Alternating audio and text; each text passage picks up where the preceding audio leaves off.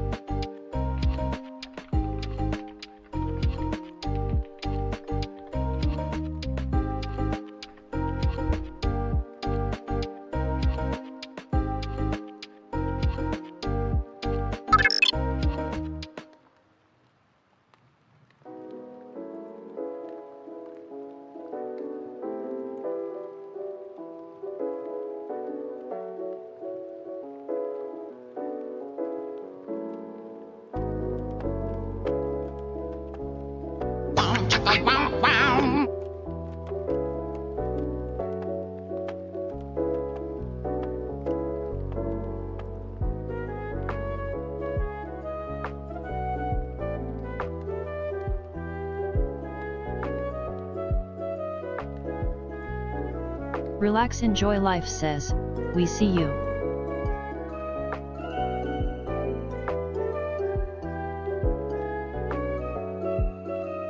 VR Potato says, I just switched scenes to get relax message.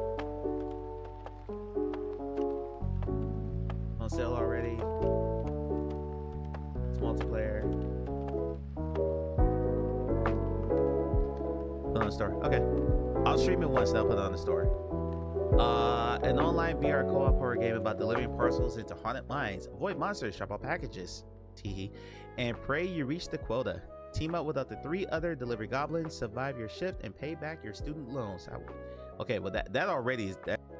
It said you can stack them to get 20% off. Never mind that the math on that was incorrect. It was actually, you know, not that good. But they didn't stack. And he was He's got me past his knee to his weight. Yeah, just shoving it in there. That did not look good. Don't clip that.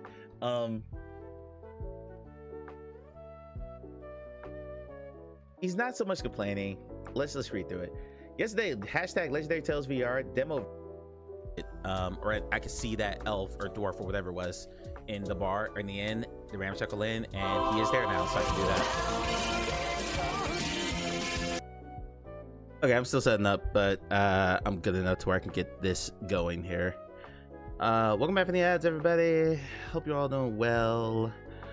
Happy Sunday. There's not a whole lot to talk about. I don't know what I want to do for the chatty segments on Sunday, because like Tuesday we normally talk VR news, Thursday is new releases. I don't know what I want Sundays to be. I thought about looking to the week ahead, but then we turn around and do Thursday and do the week that was. So I don't know. I haven't really thought this through all that much when I added Sundays back into the schedule. I'm not sure. Maybe Sunday is like game dev stuff, and I look at that's the day I look at like the asset store or Fab or whatever. I'm not sure, but I kind of like to. Y'all know me. I'm a little bit type A, Clay's in the shower, so he can't correct me. I'm just a wee bit type A. That's just tiny bit, and I kind of like to have, you know. Well, I can't say Sunday Fun Day because that's Hanan's, so I don't want her to fire me from being a mod for her and suing me for copyright infringement. But yeah, I don't know, I haven't really quite figured out what that is. Having said that, when I was scrolling for news and stuff to talk about, what the hell's LO?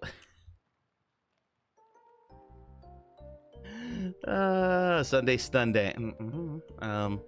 Not with this. I did not make it to the barber. Okay, I went to the barber, but my regular barber was out sick, and the other guy that works at this barber shop, jacked my head up. So didn't want to do that. So yeah, so I haven't got my professional shave yet. Ice cream Sunday, have ice cream. There's an idea. Just eating ice cream on stream, because you know eating on stream is all kinds of sexy. Just, you know.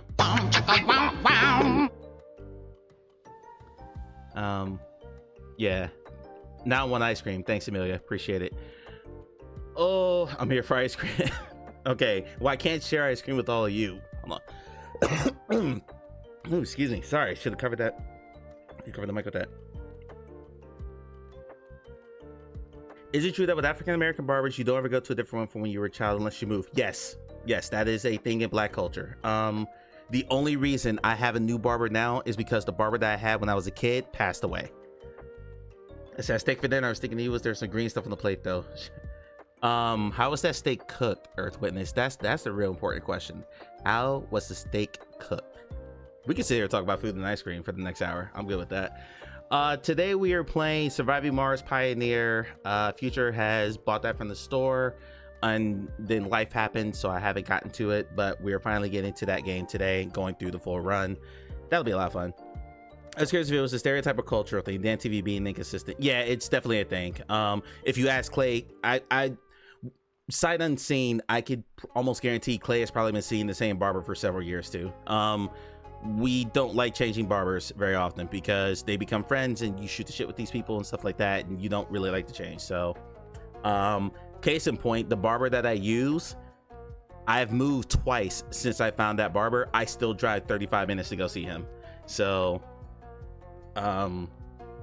he lives where I lived when I was married, and that's almost damn near clear across town. Oh, it's closer going out to the sticks of like Northwest Georgia, and I still go see him every time. So I'm a creature of habit when it comes to that. Medium, not an open fire. Used to leach the Foreman grill for medium. Interesting. How'd that come out? Did you get a nice like crust on the outside of it? Hope it didn't burn the steak. Well, no, it would burn the steak, but you know, well done, still reasonable. Would you rather wait to see a new guy typically? I would rather wait. I work from home. I'm not doing anything that requires, like, I don't have a job interview or formal or anything that requires me to have like a professional cut right now. I'm okay looking like a hobo for a few days, and I'll go see him later on in the week. Well done, this burnt. Agree to disagree.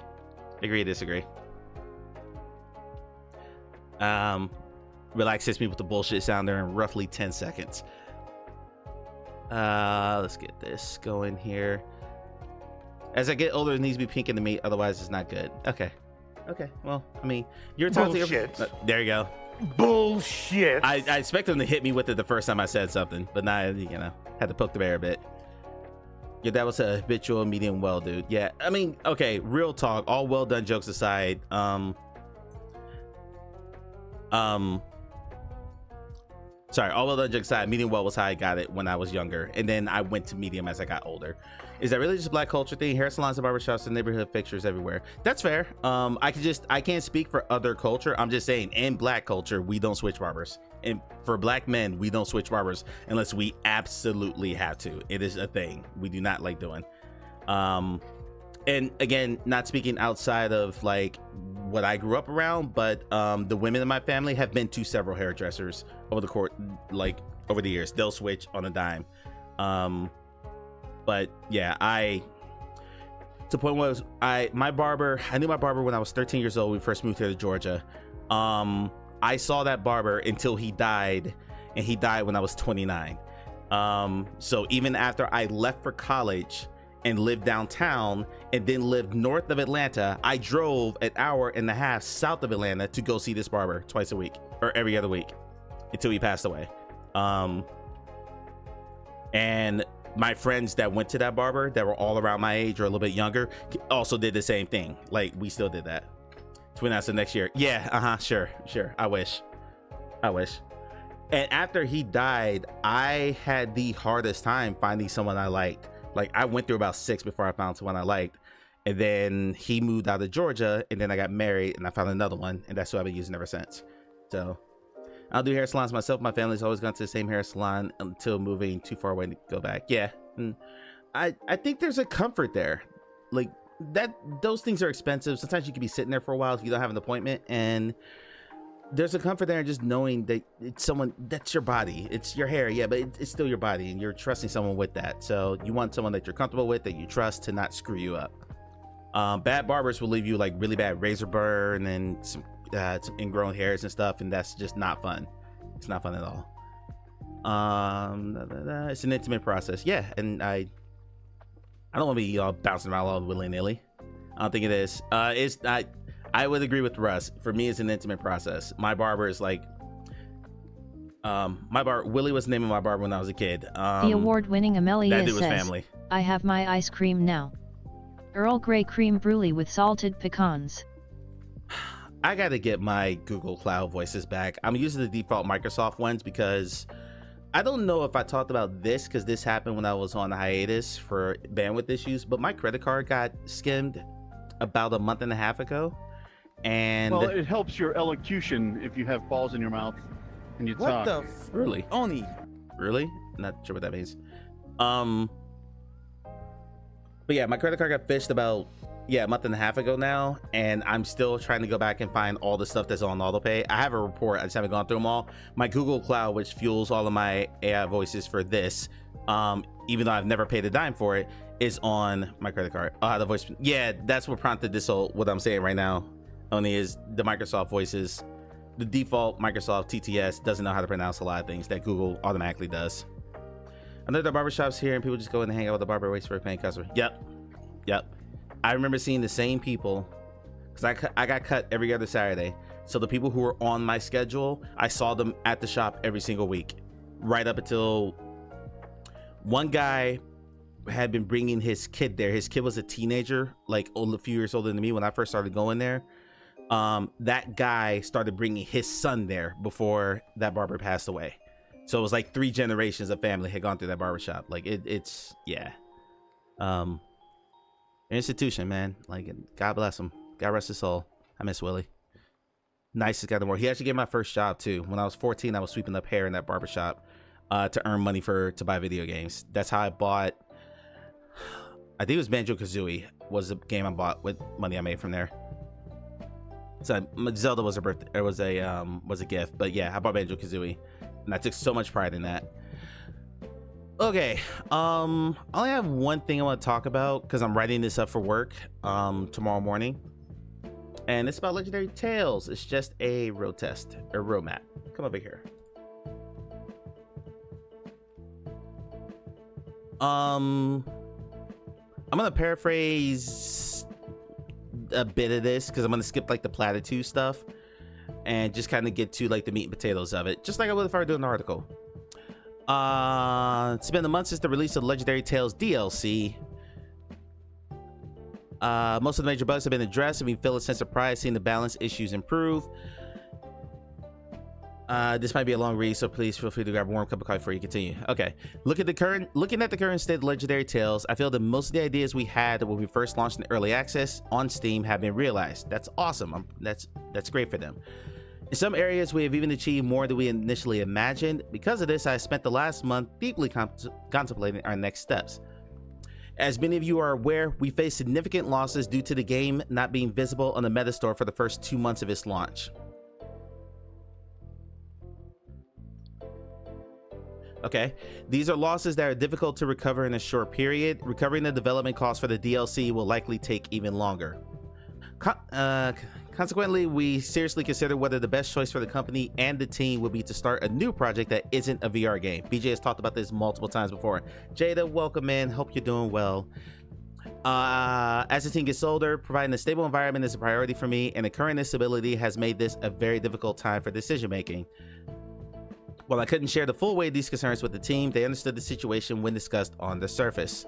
Platitudes. Profit was never the primary objective. Platitudes. Roadmap. I would like to share our rough roadmap based on the decisions we've made.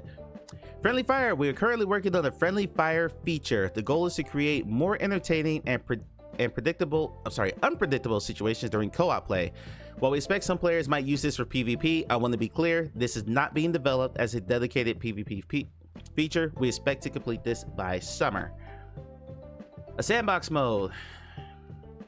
Like many other games, Legendary Tales did not start as a sandbox title. As I've mentioned, my desire to create a deep game felt at odds with the sandbox genre. Longtime followers may have noticed my consistent stance on this. Whenever sandbox features were suggested, I postponed them. I believed it was extremely difficult to build a deep, structured game starting from a sandbox foundation. However, since the core features we originally planned are now complete, I believe it is finally time to integrate those systems into a sandbox format. We have begun development on the sandbox mode, aiming for a beta release this summer and full completion by autumn. The following items 3 through 5 are currently in a TBD status. They are not definitive promises, but rather goals we will pursue if feasible. I'm just going to list these. Number 3, mod support. Number 4, a roguelite mode. Number 5, boss rush mode. I would absolutely prioritize the first two. You can shove a gun in the zombie's mouth with full physics. Core feature accomplished. I didn't know there were guns in Legendary Tales. Learned something new today. And then there's a plug for their Patreon. They never promoted it because I believe developers should prove themselves through their games. Okay, whatever. Okay, so between mod support, roguelite, and boss rush mode, this for Legendary Tales, and I'll pull the game up here so you can see the game as we're talking about it. If you were making a co-op dungeon crawler, I'll ask something like this. Wow, it's not loading. There we go. No, this is the DLC. That's the DLC. Where's the original trailer?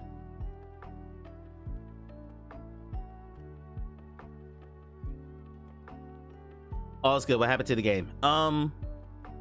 So this game has been in early access for years and years and years. It finally, thanks to a grant from Sony, went to 1.0 on PC VR and PlayStation VR 2. A while later, they finally ported to Meta Quest after the owner of the studio, BJ, swore to never work with Meta. He had a bad experience with them when he was trying to get funding. At the same time, he was getting funding from Sony, and he just didn't have a great experience with Meta. So he was pretty open about his dislike of the company, which is fine. He's entitled to his opinion, and swore up and down that he would never port the game there. Roughly 6 months later, he announced the Meta Quest port. So he ported the game to Meta Quest, and when the game came out, he raged against the lack of visibility on the store, which again, he was right. The store sucked. It's better now, but it sucked. So it feels almost disingenuous. Just, this is me speaking personally. It feels almost disingenuous to blame your financial woes on the lack of visibility on the Quest store. Well, you've pretty much done everything you could to not welcome that community, if that makes sense. Like, I don't know, like I've seen many developers say we don't really want to port the standalone and do it in the past, but none of them have like openly just expressed their disdain for it and then port it there. Some of them just said, I don't think my game can run there. Perfectly fine. QBR is like that. Veil was like that before they ported over. That's okay. There's nothing wrong with that. It's one thing to do that. It's another thing to say, fuck meta, hey standalone, don't want to do this, yada yada yada. Because if you go through their Discord and the history of what BJ's posted, he's always said stuff like that. Yeah, hot those horses and hand grenades, another good one. He said everything he could to make me. You talking about BJ or someone else? Relax. Like I am always someone who's like, don't burn your bridges. If you're gonna quit a job or if you're gonna work with a company or not work with a company, don't burn your bridges, because you never know what's gonna happen. And I think that's kind of what happened there. Was I don't think this game gets ported to Quest if he is selling enough on PSVR 2 and PCVR to sustain the company. I feel like after everything you said about Meta, and whether that's Meta or Sony or whoever, if you had spent so much time denigrating the platform and then you try to go to that platform, you kind of made your own bed. And I don't think that port ever gets done if the company is financially solvable or the game is solvent enough to maintain. Yeah. So even there, like at the top of that roadmap, still taking a shot at, we lost so much money because of our lack of visibility on the Quest store. Like, okay, I don't know. It just comes off odd to me. But now let's be clear, as a content creator and as now a journalist for VR, I actually appreciate the honesty because it gives me stuff to talk about. But just from a business perspective, from a marketing perspective, it just always seemed like an odd case to me, you know?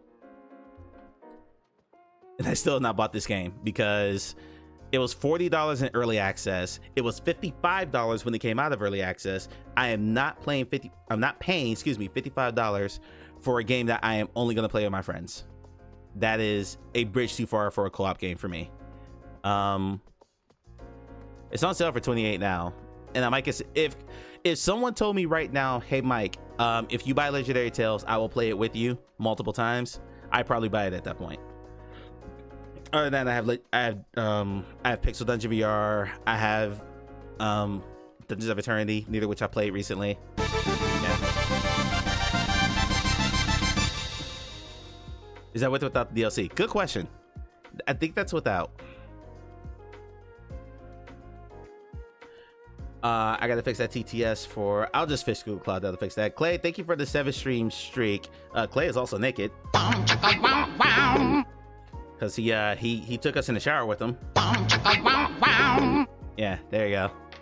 That's without the DLC, Oni. It is $28 without the DLC on sale right now. If you want the DLC, you would need to buy the deluxe edition bundle, which is currently $53. And that includes the DLC soundtrack, and the base game. I don't see a bundle that just has the DLC. The DLC by itself is $20. So if I wanted everything, it's $48. The DLC is $20, and then the game on sale for $28. Ugh.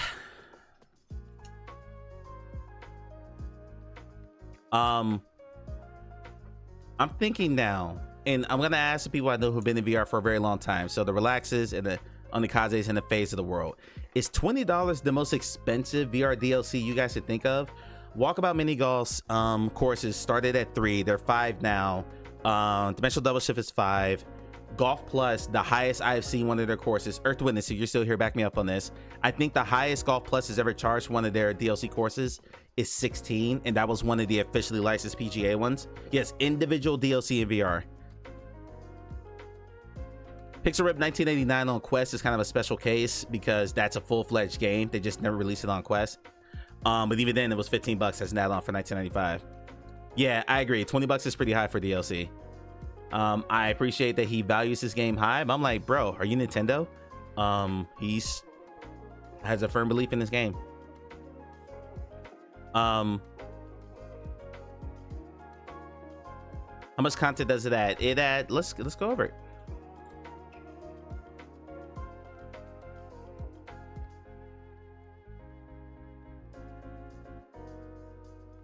Okay.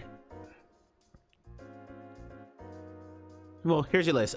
New skills and spells, an intelligence build, or okay, that's just platitudes. a new map, a new boss fight, new enemies. Why?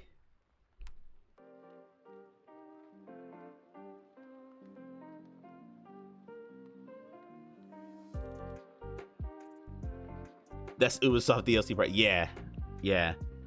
I'm just marveling that this is what you chose. Okay, moving on. It's an extra dimensional. New champions, new champion types and abilities have been added. Each new champion brings unique buffs and combat patterns, adding more variety and tension to every encounter.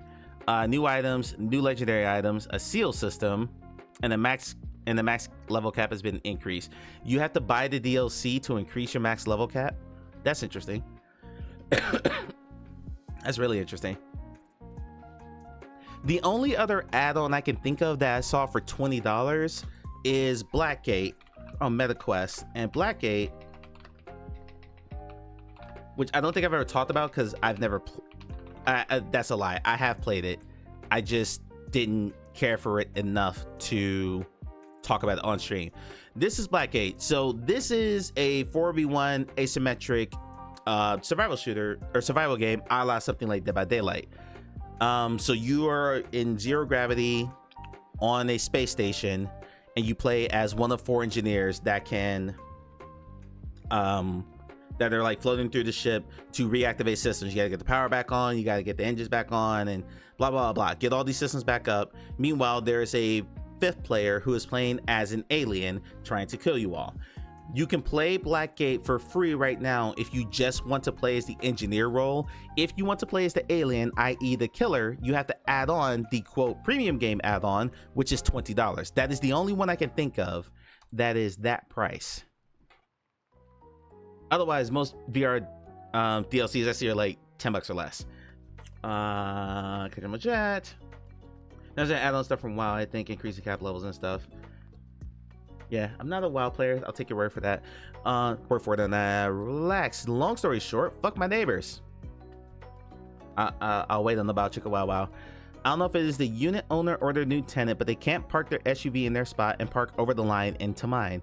I just moved my 4Runner to that spot I never use because the pine tree sap leaks. Just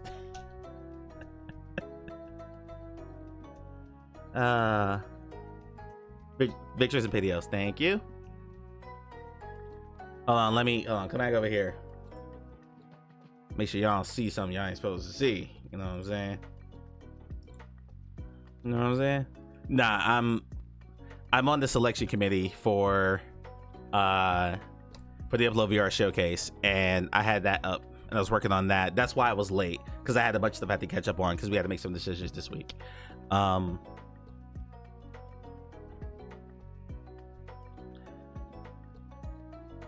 So this is 2 shitty parking jobs. This is my man on the left here that's being blocked by the tree is right up on the line.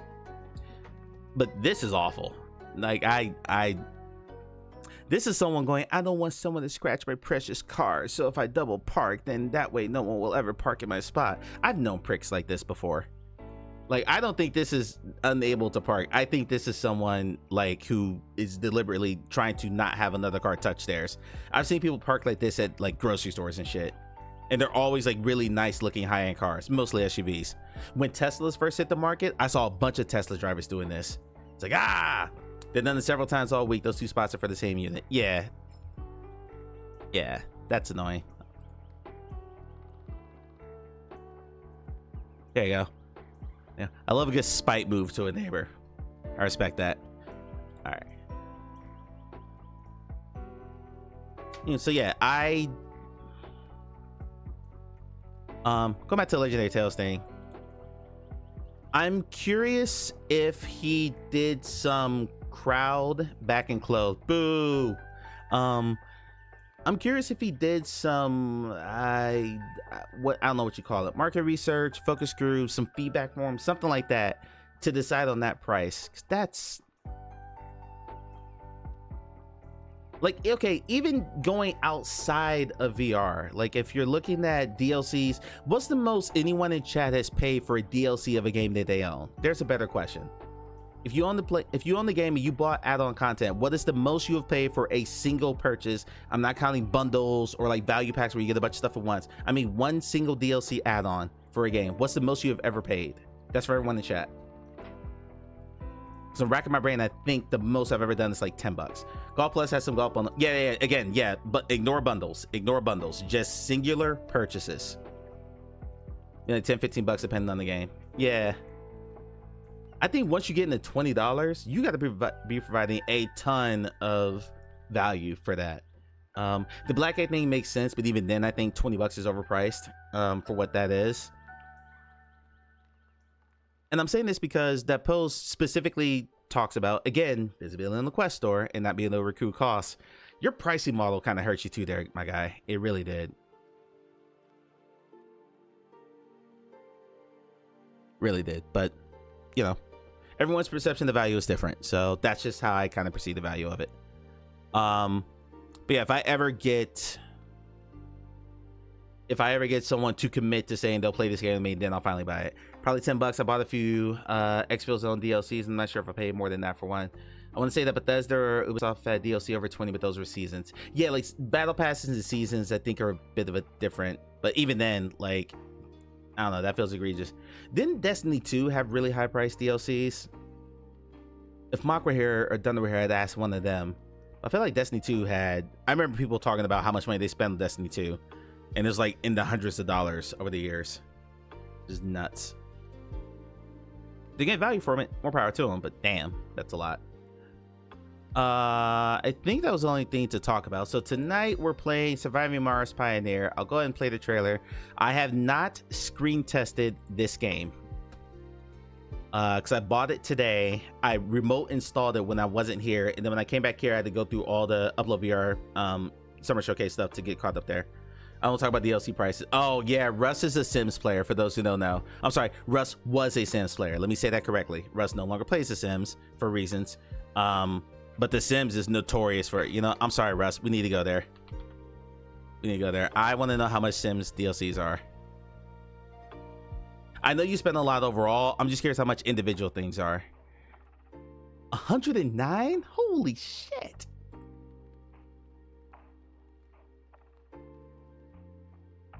A recovery. There you go. There you go. Good way to put it. What the fuck is... Okay. All right. I think Sims is winning. $25.99 for whatever this is. What's good in this pack?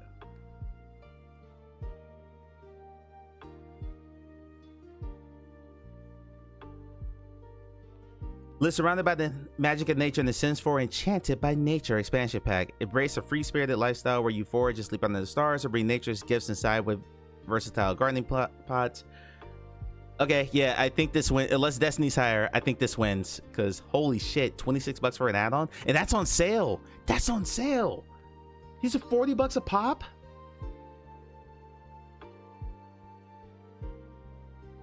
What the? Hell no, to the no, no, no. Wow. Yeah, to the no, yeah, to the no, to the no, no, no. $40 a pop. I think I spent about $1,000. Whew. Holy shit. I don't have a sounder for that. I don't have a... I need a holy shit sounder. Someone put on my to-do list. Add a holy shit sounder, please. Star Citizen. Let's look at Star Citizen. And then we'll play the trailer and then we'll hop into the game. And hope the game works. If not, I'm just going to play No Man's Sky. Star Citizen... Okay, this is my ignorance. Is Star Citizen not on Steam? Z-Tran, what's going on? I'm sure different Sims games by the time I start.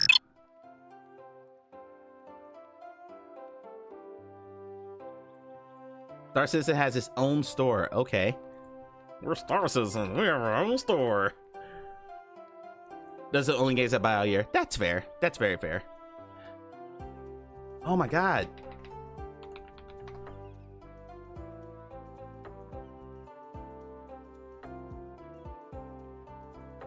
Why is Star Citizen different? I know very little about this game, so I'm legitimately asking.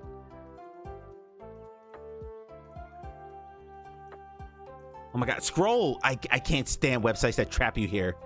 We're gonna trap you here, even though you think something's broken. Ah! Play now. Okay.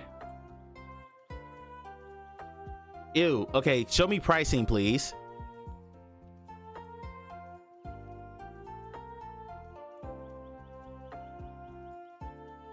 Okay, let's look at the menu. That's not much better. Jesus. Okay, here we go. All right, here we go. What do you get with a $45, a $60? It's on sale right now. A $60 starter pack. Begin your Star Citizen adventure with the RSI Aurora Mark II, the next generation of accessible spacecraft. Tractable wings. Shit. Tractable wings. Blah blah. Okay, this limited time starter pack includes a game download. Oh, well, this has the full game, so yeah, this has the full game. So 60 is acceptable because you're getting the full game with it. What the fuck is this?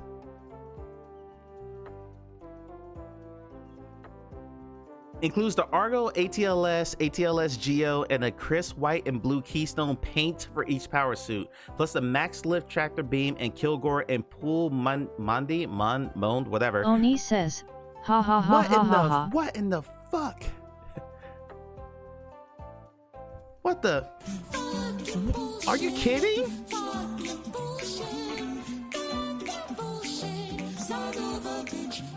Russ, that makes perfect sense. If that's all you're playing, then yeah, it's money well spent. If that's literally your entire gaming life at that time. $100? 24? What? 24-month insurance? Insurance for what?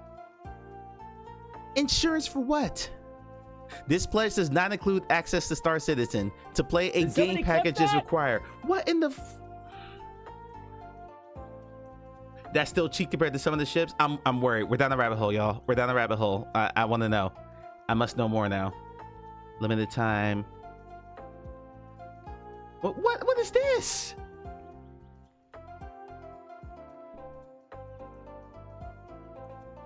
What the? Kickwalks, dude. Bruh.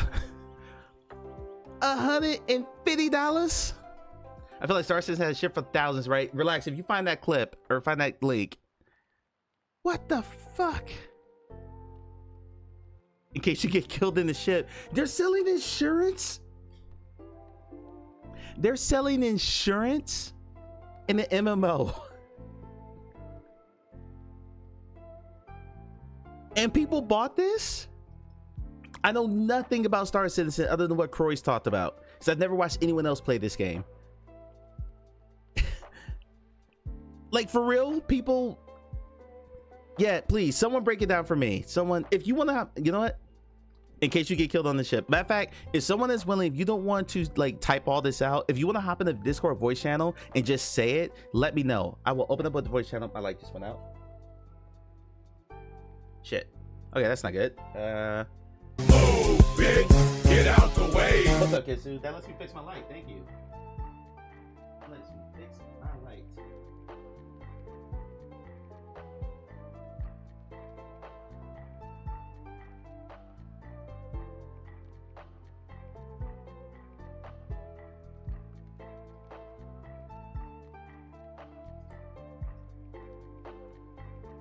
Ooh. Go ahead, look away. Go there. All right, hold on, Oni.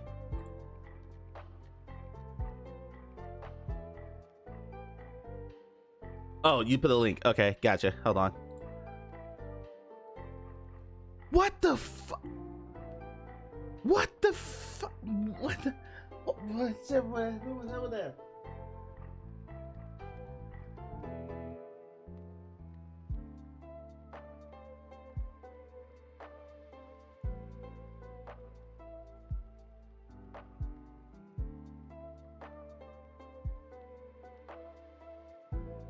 Okay, lights fixed.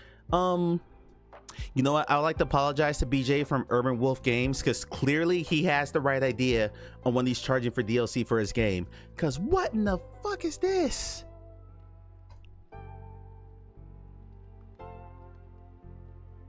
It's in concept? It's in concept? What? This item is being offered as a limited vehicle concept pledge and is currently in development. meaning it is not yet playable in Star Citizen. A loaner vehicle will be provided for your in-game use until this vehicle becomes playable. What in the living fuck? And it doesn't, you need a game package. This is on top of the game purchase, people.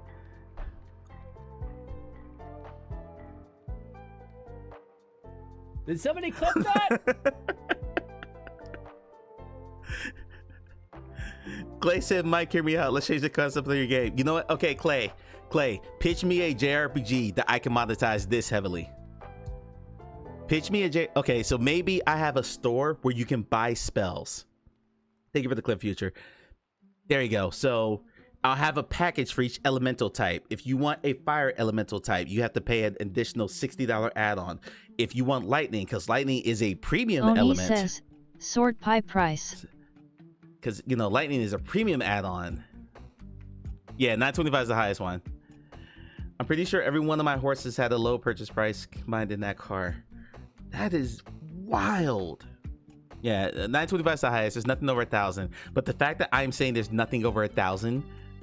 Wait, it's out of stock. People bought that? People bought that?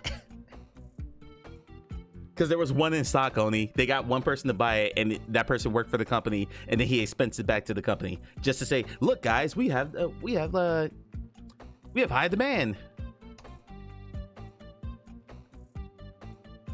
This is another in concept.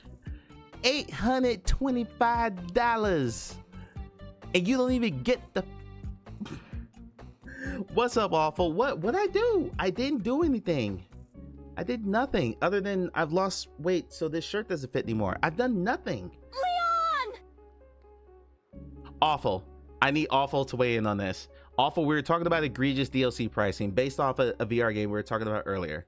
Awful, would you pay $925 for a ship, a spaceship, in a spaceship MMO? I'm curious. Would you be open to the thought of doing that? I've written motorcycles cheaper than that. Today I learned Kitsy Rise motorcycles. Learned something new about them. You think they would show off more of the interior? Yeah, or put more than 2 pictures. But I mean, it's concept art. You know, it's in development on the Kaze. So you know, let's look at the $500 ship you can actually get right now, considered by many to be one of the most versatile of miscellaneous ubiquitous. Wow, ubiquitous whole series. I'm done reading that already. I'm already bored.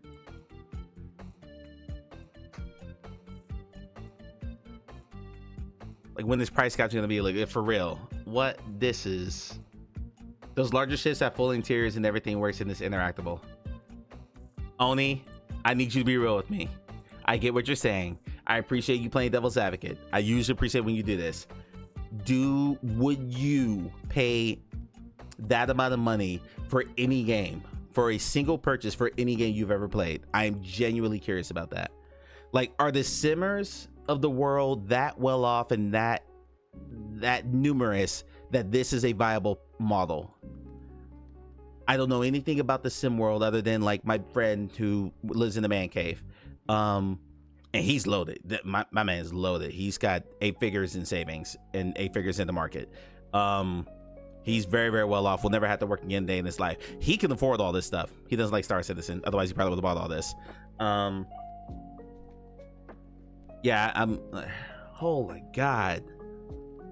Also, you can earn those in game without buying them, so I'm not sure what they're doing. I bet that is grindy as fuck, Oni. I bet if you want to earn something like this, you're probably spending thousands of hours in the game to earn something that is like this high up. Like Croy said that he Star Citizen's raised $900 million and the game is still not out yet fully. Maybe it will be once they go 1.0. Okay. Wow. All right, there is one other thing I want to show you guys, and I'm not going to show the whole video. I need to find it, so give me a second. I'm not going to show the whole video because it's 20 minutes long. It is about the VR MMO Hysteria that... Oops, sorry. Hi, Oni. Oh, hey. Hey, I'm sorry. I did not realize you were still sitting here. I just opened the link and kept going. My bad. I'm the Kaze, ladies and gentlemen, to talk about Star Citizen, I guess. Yeah, I don't know. I thought we were about to move on. So. No. Please say. Okay, can you give me the TLDR history of that game and how they got to $900 million? Like, there's got to be some story there. It was a Kickstarter. It came out. It was a Kickstarter kind of around when the Oculus Kickstarter went, and I think at the same time as the Elite Dangerous Kickstarter went. Oh wow! So that's was also going on. So that's like a decade ago. Yeah, and everybody was like super excited because it's the guy that did Wing Commander in the 90s. And, you know, they talked about a fully persistent universe where you can like own things. And everybody was super excited. And I think he was the one that like it broke record after record after record as far as how much a Kickstarter earned. And then during development, they took a vote on which way they should go with the development, whether or not they should try to button up what they had and release it as a game, or do we need to make a either 64-bit or 128-bit long universe. Hold on, I'll read that in a minute as soon as Oni's done. My bad. Go ahead. She had a different story. Go ahead. But and I guess at the time the backers that were there voted to, you know, go for the big thing. So there's a couple different competing stories on like, oh, these guys are scammers. They're never going to release stuff. But it's like, if you look back, it's generally the people that actually put money into it have consistently voted to like try to make it better and like go for the large things. And so we have this playable, you know, these different playable alphas or betas or whatever they're at now, where it's like, I don't know how far you have tried to get away from the origin in any of your scenes, but you know, after you get so far, it starts to lose precision because, you know, you're only working with, who knows, maybe 16-bit floats, where these, like, you have precision out to like Pluto or something as far as distance from the origin. So it's like everything is a persistent universe that you're loading into and stuff. It's they're really doing a lot of detailed things that are almost kind of ludicrous. Do you feel like, from what you have played in the game, because Relax said he thinks it's neat, Corey give the fair shake, do you feel like the juice is worth the squeeze for what you have played? Like, given the long development cycle and the amount of money that's raised and everything that's gone into it, do you feel like the game itself is where it should be, or where you think it should be? It's super impressive. Okay. I mean, like, I subscribe to like Commander Kate and Will or something, and they just like do different things in Star Citizen, and the amount of detail, like they'll do raids with multiple people. They circumnavigated one of the planets on hover bikes, and that was like a 6-part series. And there's just tons and tons of stuff there. How is that a 6-part series to circle one planet? How long it took. Gotcha. Okay. Oh, wait, I'm sorry. I heard that wrong. That was on the surface of the planet. Okay, never mind. My bad. I thought you meant like they were orbiting the planet from space. My bad. No, my bad. And you know, it's not like it was just like them chase cam, you know, them going in a straight line. They were like had to go around terrain, and it was like edited. So it's not like a I believe that it's not as boring as it sounds. If you land on the planet No Man's Sky and literally like try to trek a course across a planet and then wind up back at your ship, it'd take you that long too. So yeah, that makes sense. They're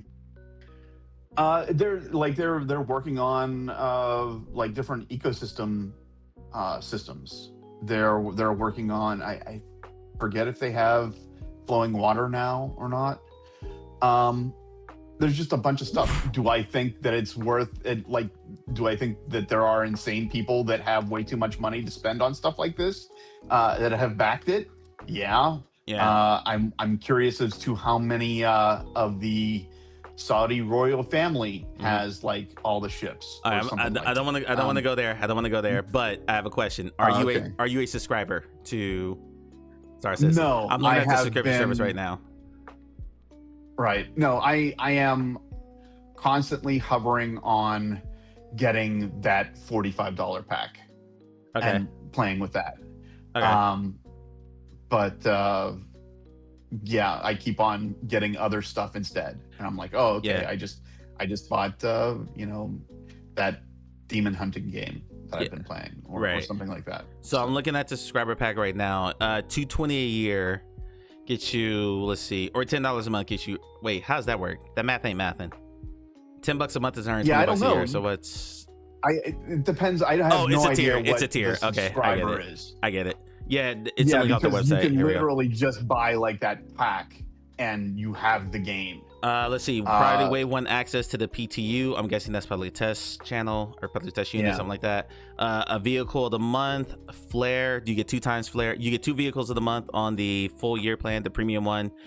2 times the flare, 2 all new in-game flare items each month. Merchandise discounts of 15% for the premium tier, 10% for the regular one. 20% coupons after 6 months accumulated. You get a 20% discount for use in the pledge store. I guess that's a one-time purchase, up to a maximum of $100. If you're on the lower tiered one, after a year accumulated, you get a 10% off coupon up to a maximum of $50. Oh my god, this is wild. I was not aware of this subscriber thing. I'm looking at it right now. It's on the website. I'm guessing rental equipment credits. I'm guessing that's in-game currency. You get 20,000 rec for the $10 tier. You get $40 rec for the I didn't do the math on what that is. It's like $11, something like that, or almost $20. Let's see, a Jump Point magazine. There's a magazine. Get exclusive behind-the-scenes access to development in Jump Point magazine. This bi-monthly digital publication is packed with everything Star Citizen, including exclusive access to the ship design process, location concepts, in-depth technology. People are gonna hate me for saying this word. This is a metaverse. They're trying to build an entire universe around this game. And you know what? I respect the hustle. I wouldn't pay any of these prices, but I respect the hustle. The vault. Dive into the vault to uncover rare concept art. I'm not paying the subscription price for concept art. A subscription den. Connect with like-minded pilots and 6 staff in the subscriber den, Spectrum forum, and chat room, and early access to event tickets. So you could be first in line. You can pay a subscription. You can pay a subscription to be first in line to buy tickets to Star Citizen's events. I love these guys. I love these guys now. This is fantastic. They have a yearly like dev convention or something where they like unveil new stuff. Clay had it right. I need to reevaluate what I'm doing for my game. I'm clearly doing it wrong. Look at all those losers, says C-Trend. Look at all those people with money to burn. More power to them, but not for me. All right, Donnie, I'm gonna kick you now, so we're about to hop into the game here in a minute. But thank you. Sure. No I appreciate it. See ya. I'm ready with the contract. Hold on. I just thought about this, y'all. Hold on. Come back over here. Clay works in advertising. Clay wants me to make a live service game. Clay, do you want me to make a live service game that you can sell ads on? Definitely Wales, 100% Wales for sure. What did the offer say? Let's scroll back here. I have a payout from a large grocery chain to claim. What's this payout for? Because they falsified demand for packaged bread during and after the pandemic. They forced inflation that didn't actually exist so they could charge whatever they wanted. People called on, they sued, grocery chain opted to settle. Class action lawsuit was pretty cool. I'd love to see us target the actual corporations and bring them to their knees, but that's a pipe dream for another day. Yeah. Someone's trying to sue Nintendo because Nintendo is supposed to get a kickback from the US government for the now Supreme Court struck down tariffs. Nintendo said, hey, we had to raise our prices for this. You owe us some money. And now Nintendo customers are saying, no, we pay those prices. You owe us money. So they're suing Nintendo for the money that Nintendo's supposed to get from the government. It's kind of funny. When the class action lawsuit against an Australian government agency, any agency in particular, Russ? Clap for what?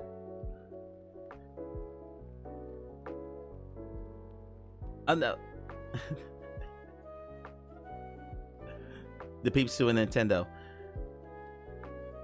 Clap in lawsuit. All right. I didn't know what I was going to talk about when this section started. This is the last thing I'm going to show. Hold on. Let me mute this. So we talked recently about, come back over here. Set to link. They're the overseers of welfare. Gotcha. Okay. We talked about Asteria, which is a VR MMORPG currently in development. They are starting. He did clarify here. They are starting as PCVR only, and then they're going to port to Quest down the line. I thought they were going to be a PCVR only MMORPG. I said it was dead in the water if they were going to do that. Anyway, yeah, he's talking about basically answering all the questions and trying to, all the people who are skeptical, like myself, about certain things. He's trying to answer all of those questions. One of the things that he talked about was the pricing and pay model, and I'm just going to play that section of the video. Finances. So let's make the Oasis so finances are Clay a can sell pretty big space. section. I like it. I want to talk about two different parts. The first one is going to be the actual finances itself, and the second one is going to be survivability of the game. What this game needs to survive as a project. So starting with finances, we're not doing any venture capital. We're not taking any investors. We're not giving any share in the company.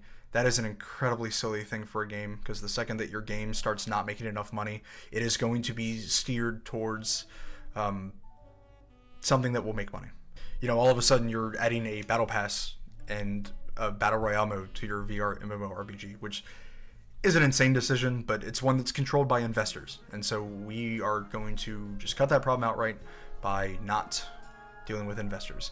The only thing that we will ever pursue is grants, and that's its own thing, because it doesn't dilute control of what you were doing, and doesn't involve returns on investment. So there's complete creative and decisional freedom by us to continue making what we were making without outside input. Now, in terms of actual costs itself, you guys have already seen the space-time pitches. They are incredibly cheap to run. Yes, they are going to scale, right? There's no way that it's going to just stay one. Hello.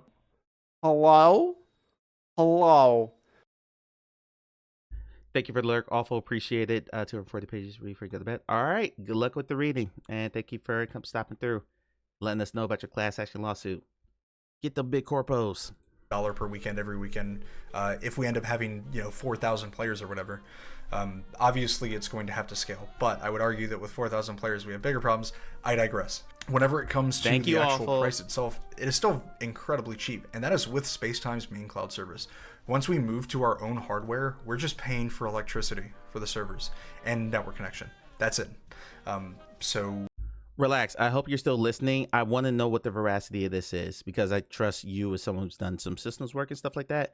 Relax and Oni. Is everything he's saying so far kosher, or is this like hopium territory?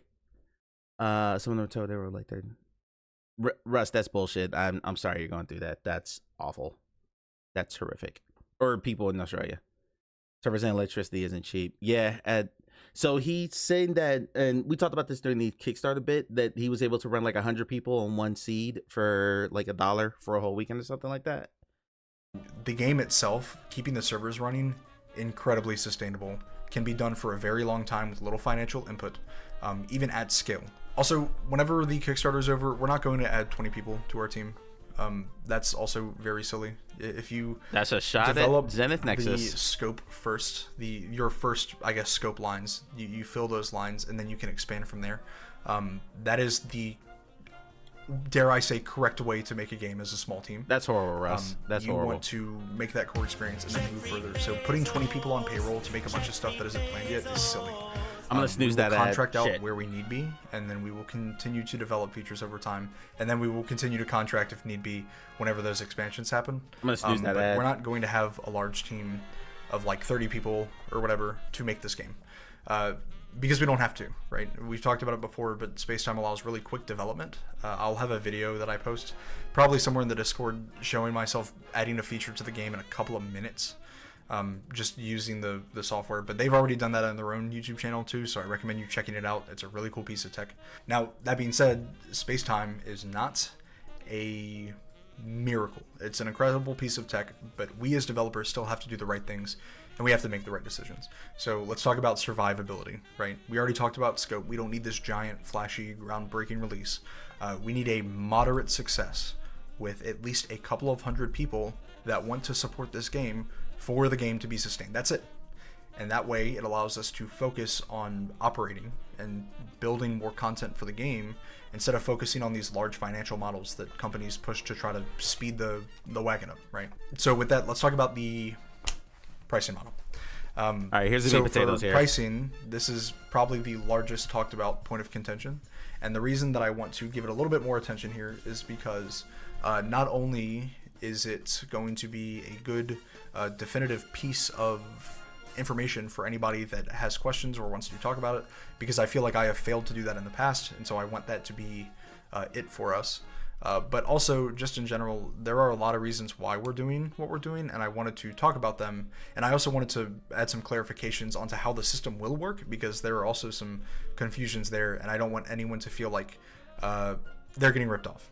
So the way this next section, I want everyone to weigh in on this. This is for a VR MMORPG. About to talk about what people can expect to pay for it, and I like everyone's thought. After we do with the whole thing with Star Citizen, I like everyone's input on this. That we have it set right now is that the majority of the game's progress and content will be free. So if we have, I don't know, 20 levels in each skill on launch, you'll be able to get up to like 12 or 15 levels for free without any input. And then the rest of that, whatever that difference is, will be behind a subscription model, kind of like Final Fantasy 14, kind of like VR chat. I know it's kind of a that's a wide comparison, but that will allow you to access that later content and some social features that are otherwise behind that paywall. And then we want it to be cheap. I want it to be 5 to 10 a month at most. I really don't want to go higher than 10, because there's a sustainability problem if you have a bunch of people who, I mean, I don't want to pay a $15 sub for a game that doesn't have 10,000 hours of content like Final Fantasy. So that's a big consideration. We want it to be very sustainable, not just for us, but for the individual, right? Now, as the paid content expands, so let's say that we come up with an update that adds 10 more levels, the free content will also expand. So if we get up to level 25, then instead of playing till level 12, you'll be able to play to 18 or 20 for free. So even if you never pay a cent, you will continue to get more content as time goes on, because the paid members will also get more content as time goes on. We're doing this for a few reasons. I'll kind of blow through them. First and foremost, sustainability is going to have to be very big if we want this to exceed as a VR game, right? There are a lot of reasons that people wouldn't want to pay for VR games. VR already has, a pretty bad piracy problem, particularly on standalone devices. So our mentality is to, if you can't afford to buy this game, or even if you just don't want to, you can still play the game. You know what I mean? And then for those that can support or do want that extra stuff, they can do so, and they can enjoy those benefits. And then even if you never pay a cent, you can continue to get more content over time. I am of the mentality that I don't want to call Asteria art. I don't think it's earned that title yet. But I think that people should not be restrained from enjoying what is essentially art because they can't afford it. I think that's silly. And so we're kind of making a decision to have a model that is very beneficial for people who can comfortably support us, and still very palatable for those who can't. Okay, I'll stop it here because he's more like mansplaining than getting into the meat and potatoes of it. So what I'm hearing is we can do it through the magic of this AI database. I haven't done my homework on Spacetime. I was actually going to ask the two of you, Relax and Oni, to like take a look at Spacetime and kind of give your general thoughts on it, because I don't know enough about that end of it to properly assess it, if that makes sense. I've heard about it from several people.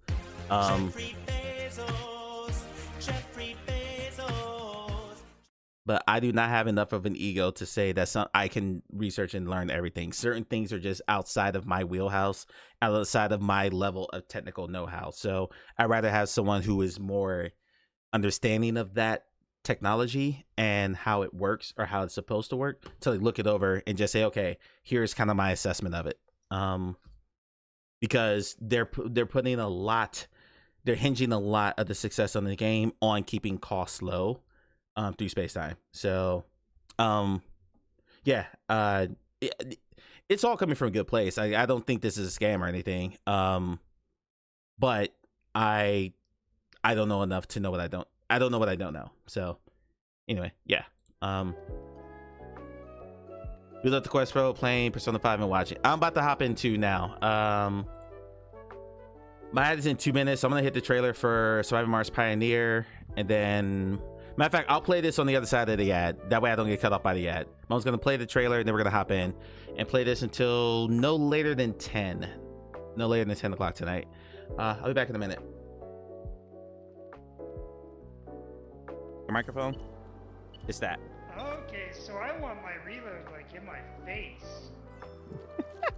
Yeah, my gun in my face. No, there's no, there. That's too easy. Well, I'm no, just not gonna take it. Sorry, it's by my reload's by my tits. Actually, that's that's okay, because when you fast reload, you're gonna end up doing this. Pop right in your mouth. Pop right in your mouth. Pop right in your mouth. You don't want to do that. See when like pop it to your chest. That's satisfying. He said, "Gain egress. What does that mean? Just get inside." Yeah. From my harness to your head. Nunchuck time. Take him out. Yeah, nunchucks. You two did so good. Mwah. Jump, tap A. Whee! Jump up over that wall ahead. Spiral? Can you do a scan for life forms or something? Yes, but it will be much more amusing for you to meet him on your own. Oh, lovely. Okay.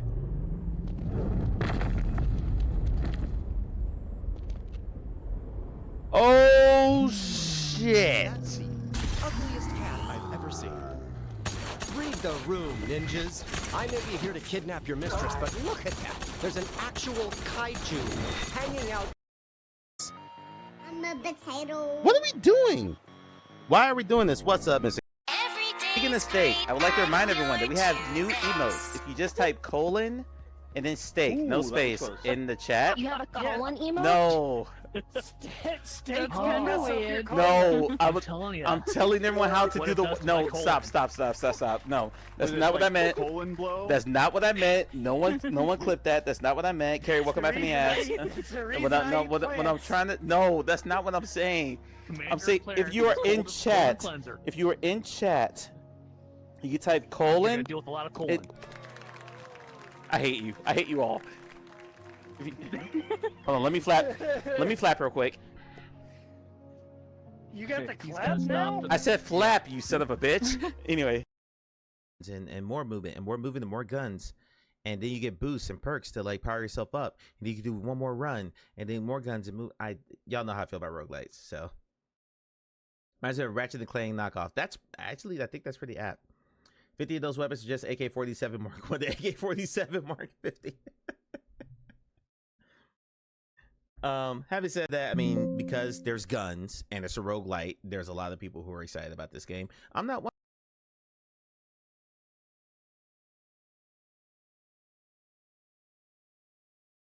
There's a Capybara Cafe. There's been capybaras all over this place. But right now we're sitting in the Capybara Cafe. Look at the capybaras on the wall. Everyone say hi, Score. High score. Yeah, lovely. There's a capybara hole right here. It's wonderful. All right, thank you. Yep. All right, it's my Can someone exclamation point Yes. clip, please? Someone exclamation point clip that, please, and thank you. First, this is nice of Fiona. Relax, leave the stream. Relax, enjoy life. I need you to leave the stream for about 3 minutes, maybe 5 minutes.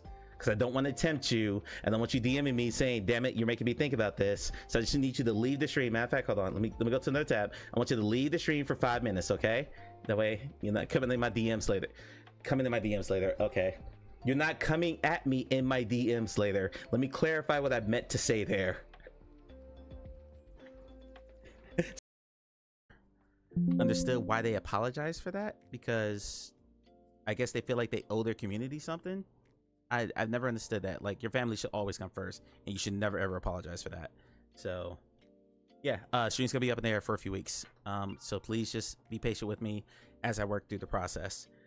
I got a package over here, so I'll show you my package in a minute, but I'll show you the package I got in the mail in a minute. That's what I meant to. That's it. Everything for myself. Let me struggle. Shit.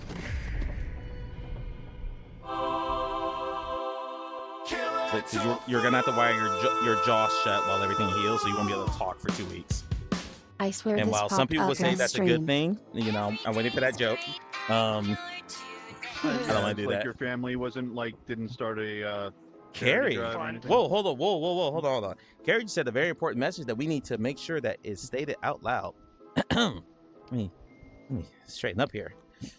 Carrie said, not quote, bald men are sexy.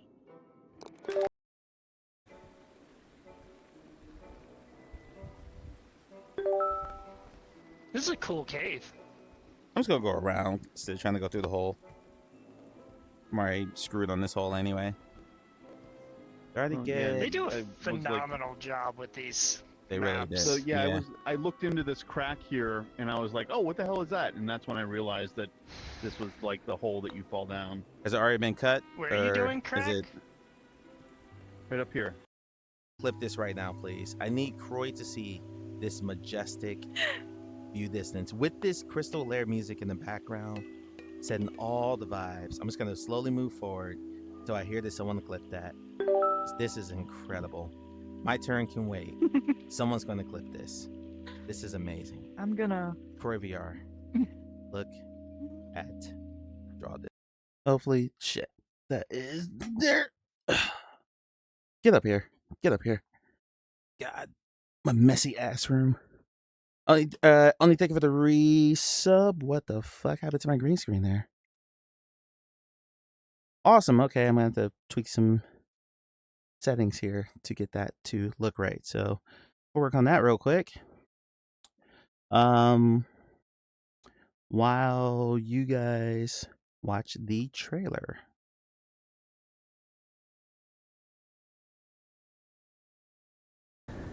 It's gonna take longer than a minute, so you'll be stuck on some screenshots for a bit here.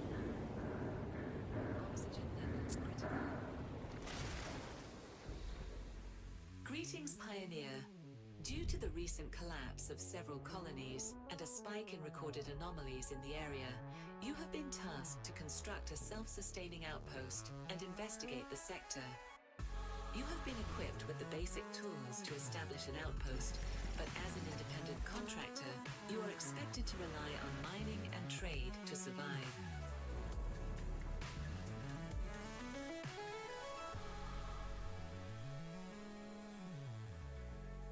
Wait, what?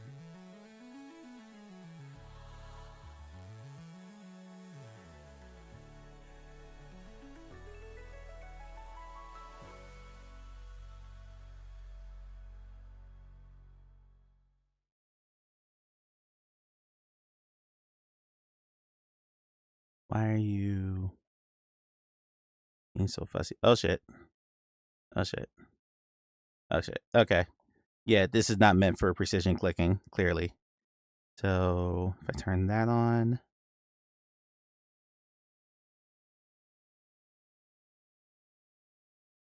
Oh, that's getting worse.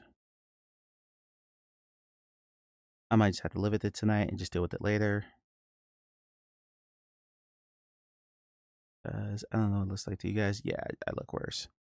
I look worse. Fourth wall is right. Yeah. It's so weird that like what I wear and like the lighting and the time of day that I stream affects even though my room is, I have a blackout curtain on the one window that is in my room. I still have to adjust this almost every time. It is wild to me. Turn that off. Turn that off. I gotta get some lower lights too. So I need to get some lights that are gonna be like down here. They're gonna black out the that lower part of the key. That would be ideal. Okay, so let's do this. Let's just redo the whole thing. Stats getting old. All right, so hit that and then turn that back on. That should get most of the way there.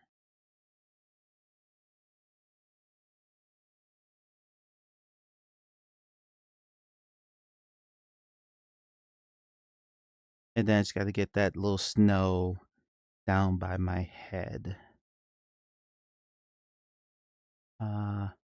Yeah, okay, so history on this game while I'm sitting here doing this live and boring you guys to tears. This game, I played this game for like not that long. Maybe I want to say 30 minutes because I quickly determined, one, I wasn't going to cover it because it was early access. I didn't know it was early access when I got access to it at the time. And two, it was going to be something I would rather Croy evaluate than me. Because Croy, this is more in Croy's wheelhouse, if that makes sense.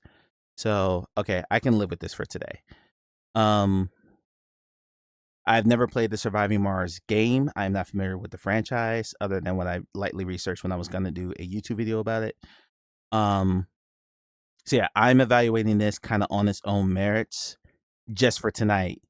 And then I'll go back and do my homework on, because I have to do a full run of this. Future brought a full run of it.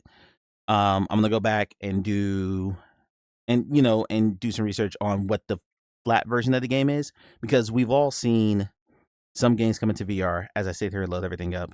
Yeah, Croy has played it. I just said Croy's played it. Croy played like 30 hours of it, and a lot of what he said kind of pinged on the lack of super great graphics.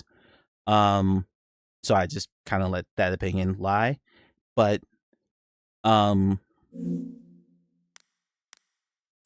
think when you're evaluating a game that exists within a franchise, part of your proper evaluation of it is, does it fit within the world? Like Civilization 7 was a poor implementation of that game because of how they chose to present the world in the map with that infinite scrolling like little thing in that circular setup there. Can someone put a message in chat, please, just so I know this fed okay? I'm looking at chat right now. So yeah, I'm looking at this game, one, as just a straight product by itself, and two, does it feel like it's a decent representation of what the series is? Thank you for the test. I appreciate it. I think for original IP, you can just say, is this a good game? Does it do this, that, the other thing? When you're talking about a game that exists within a franchise, you have to take into account the franchise itself when you talk about it. So thank you, Relax. Survival games are not really my thing, so I'm probably going to potato quite a bit of this early game, but we'll learn. I minimized the Steam thing, so let me know if it's still up. What's up, Tom? How you doing, man? I'm good. So, having seen Croy play this, thank you for the potato. I hope, yeah, I'm on screen. Perfect. Carrie isn't here, so Relax had to fill in for her. Thanks, buddy. So we're approaching Mars here. Oh, wait, no, we're not approaching Mars. This is the menu. Okay.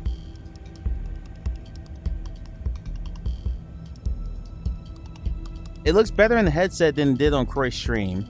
Let's see if there's graphic options, because I've got the rig where I can actually do stuff like that now. Quality, here we go. Wow, that is not a lot of graphic settings. We got, yeah, I brought it on myself. We've got bloom, volumetric lights, both of which are on. Shadow quality, looks like medium, low, or high. and anti-aliasing is set to ×4. That's it. There's no medium, high, ultra, whatever. So I could probably get away with bumping the resolution of this, but I'm gonna play it as I have it right now. I think it's on high right now in virtual desktop. I could probably bump this to ultra, just looking at what I'm looking at now, but we'll see how it looks right to start. Smooth turn on, please. Thank you. Smooth turn 100%. I'm tired of games having 100% smooth turn and it's still slow. I hope this is actually good turn speed. I am seated, so let's turn play seated on. All right, apply. Oh, that's bad. Okay, so I need to turn play seated back off because it's way too high.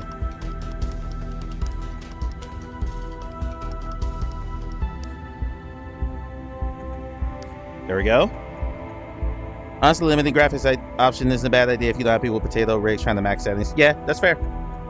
That's fair. We'll go male. How are the sound levels compared to my voice? I need to drop the music. Look at my mixer real quick. That seems pretty high. Let me turn the music down. We'll go 60. 60 should be good. Right at the edge of the yellow. That should be good. Okay, perfect. All right. There. Okay, let's play. Oh, by the way, when I played this for the first time, I played the Quest game, the Quest version. Difficulty level for relaxed. There's story mode for relaxed survival, slower resource drain, longer oxygen, and calmer weather. Pioneer, balanced survival, manage resources, endure storms, and build your legacy. Survival, absolutely not. No. So we'll start with Pioneer, and we'll see how I do. Running pre-launch systems check. P Silas, what's going on? Good to see you. Retracting docking arm. Dragnet. Disengaging magnetic clamps. I saw something on my left just now. Main thruster ignition. Coming like across the primavera. Nice. Autopilot. Standby Pioneer 559 for mission briefing. Okay. Lex, how you doing? Heat shield. Ooh. Okay. 7 months ago, all contact with the Martian colony, New Amsterdam, suddenly ceased. What little information they were able to transmit before going dark indicated hostile activities in the area.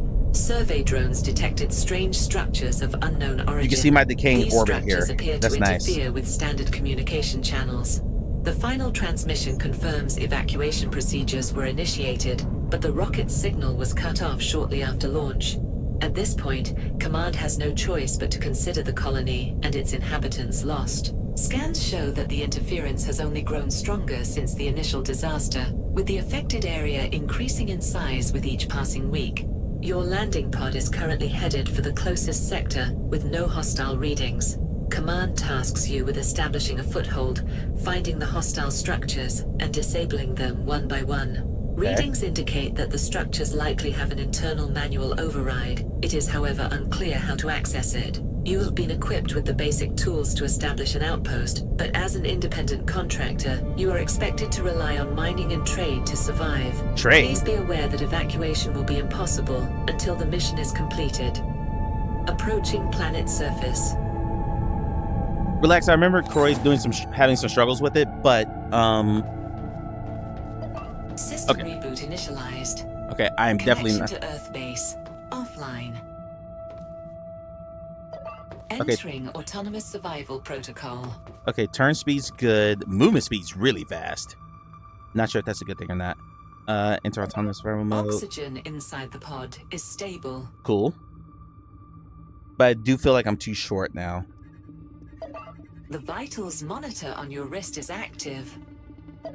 This pod is equipped with essential tools needed to complete your primary objective. Locate your tools before exiting.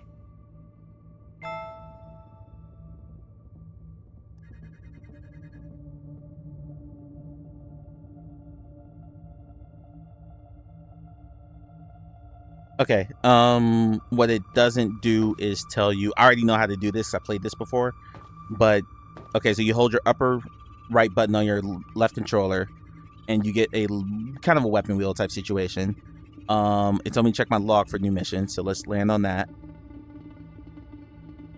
Mission objective: shut down all jammer towers. We have identified 10 sites where all signals are being completely disrupted by jammer towers.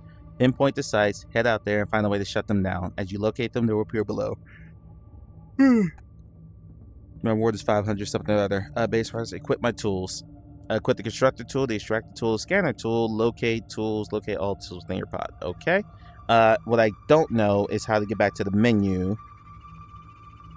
Okay, so lower button gives me my inventory, which should be empty. Okay. Well, there's 2 MREs in there. Good to know. Let's look at the area map. No signal? Awesome. Perfect. Okay. Region map. Pretty expansive. Okay. What I don't know is how to get back to... That takes back to virtual desktop. How do I get back to the map to change... There we go. Click in the control stick. We need to change the fact that I am seated because I am way too short right now.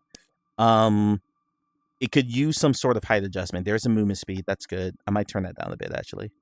It felt a bit fast. I like fast movement speed, maybe not in a survival game.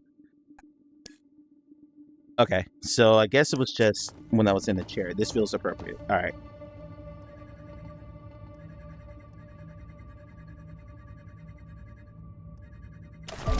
The constructor tool will allow you to build machines and structures from blueprints. Okay.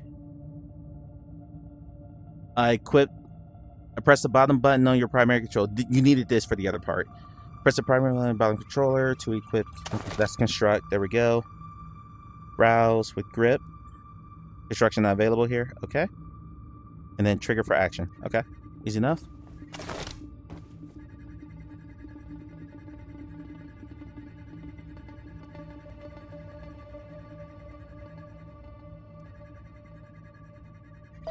You can use the extractor tool to mine resources from the Martian surface. Okay.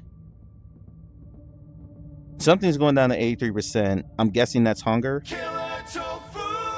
Jamie! Jamie, thank you for the tier sub, but thank you for the sub. Appreciate that. I'm guessing yellow is hunger. Blue, just logically speaking. Blue is thirst, yellow is hunger, red is health. Okay. That's just my logic brain. The scanner will allow you to extract blueprints from items and hack into man-made devices. You extract the tool to mine resource. That wasn't up there long enough. Okay, menus all function. That's built to move quickly, so that's good. Where's my log? Okay, get a reward there. Nice. Exit the landing pod. I get 5 for that. And retrieve the pod key from the container. Okay. Yeah, all that feels pretty good. All right. To add an item to your inventory, point at it and press the L1 or R1 button. Then slide up to the inventory icon. I'm sorry, what? And release the trigger. To access your suit's inventory, press the square button.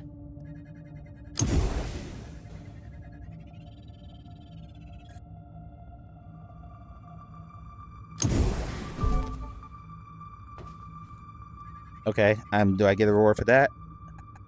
Nope, I need to insert the key. Okay, so key was here. It's very point and click. So, like people who put a high value on immersion may bump into this because I'm not actually touching a whole lot of anything. And the extraction,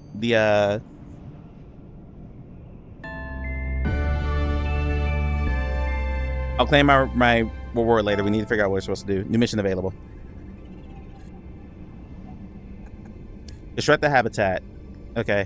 Construct your first habitat in the airlock so you have a safe shelter. Okay. So that would be my construct tool.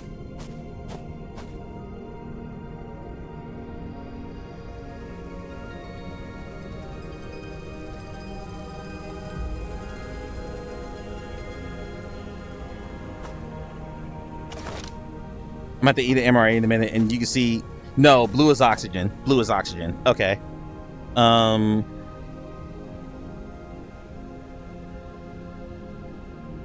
It's not letting me click on anything here. Unclear. So if I hold grip, I get this. But it's not telling me how to navigate. It says navigate with the control stick, but nothing's happening. Do I have to be on the grid, maybe?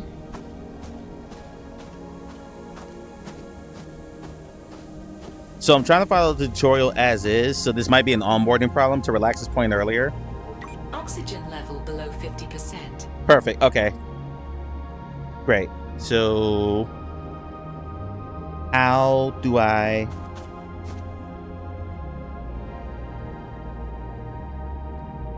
Alright, get rid of that.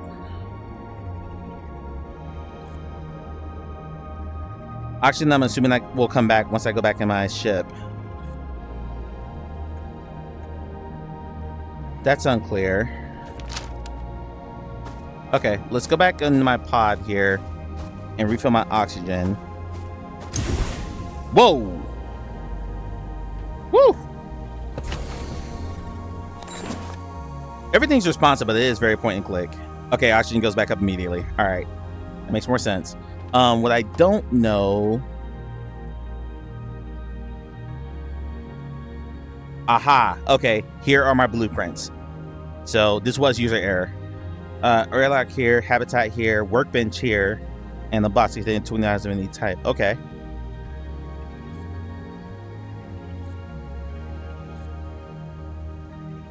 So let's just grab all that stuff and clean out the whole inventory. Okay. Cool, cool. My oxygen, it got close enough. It got to the 98. That's fine. Okay. Construct. Now. Okay, now we got it. Now we got it. All right, so let's build a habitat. Where do we build a habitat? How do we build? Okay, there we go. I had to let go of grip. Rotate with upper button. Or is it lower button? Nope, it had to be upper button. Okay. There. Place. And then here's an airlock. I have to place an airlock to enter the base. Place again. Okay.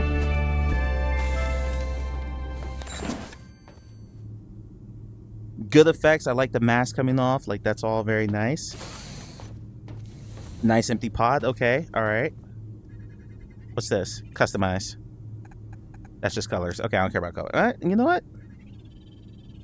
Let's mess around with it. We're going to be in this game for a while, so we might as well make it home. My sister's favorite color is purple, and I'm doing a lot of stuff kind of in her name lately.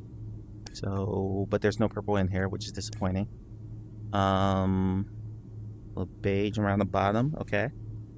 Nutrition level below 50%. So I got to eat an MRA in a minute. All right. Good to know. Okay, so here's our airlock. Here's this. Let's put this one. Vibrate this. Gotcha. Okay.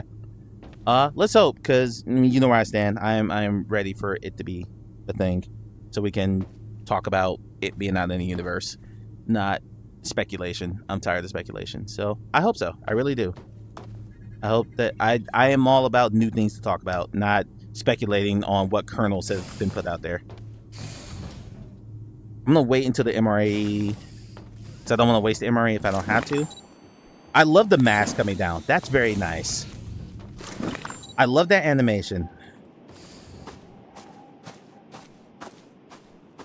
That's really cool.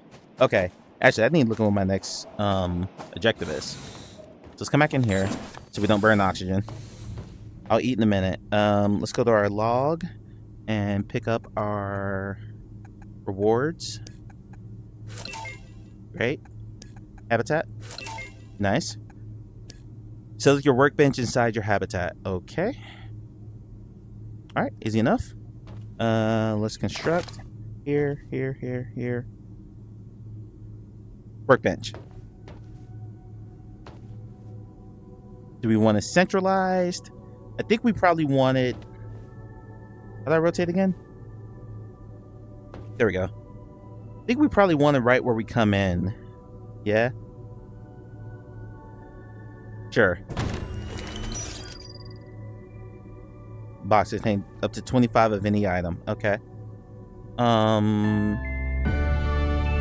deal with that in a minute. So there's some clunky onboarding, but this isn't that bad. All right, let's see here. All right, now we're getting into the things we need to... Okay. So I'm out of iron and copper. So I got to make all this stuff. I got to make a power transformer. Well, actually, let's check our log. This should walk me through the basics of how to do this. There we go. Construct the power transformer and place it outside against your habitat. Then connect the power line. Then connect the wind turbine to the power line. Okay, so basic No Man's Sky level stuff. Construct the blueprint terminal. This will allow you to unlock blueprints for new items. Okay. Okay, so my food's at 30. My health's at 34. We'll eat that MRA in a minute. Which means I need to go mine some stuff because I don't have...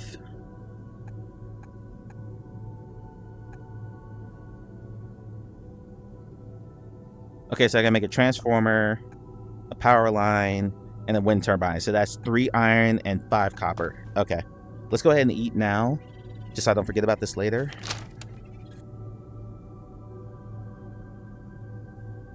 How does this work?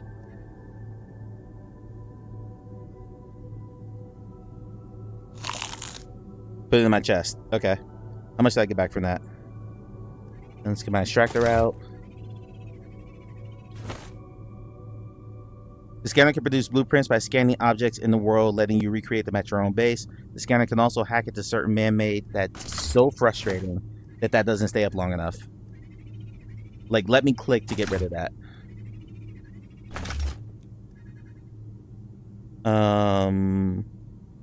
The MRE gave me back 50% food. Okay. Alright, so now we need to go mine some stuff. Is there a run? I don't think there's a run. This looks promising. Is this scan? Okay, that's just for blueprints. Got it. Tran says, Copper. How was this on Quest 3? Honestly, it looks the same. Okay, so if you feel it coming, maybe just do it into your hand phrasing. Can you do that for me? Does step long enough to go for that? You know what? Relax. We're all getting older, man. We're all getting older. Okay, how can I see... That's copper. How can I see how much of everything I have? Okay, I need like a quick and dirty rundown of something. Copper, copper, copper, copper, copper. I need iron. And I only have maybe a couple minutes to find it before I gotta go back in and refill my oxygen. So we need iron. Is that iron? I'm assuming that's iron because it's different colored. Also, my inventory's filling up. I only have 5 slots left, so let's focus on iron right now. And then we'll get some copper on the way back because it looks like copper is gonna be... Yep, that's iron. Perfect.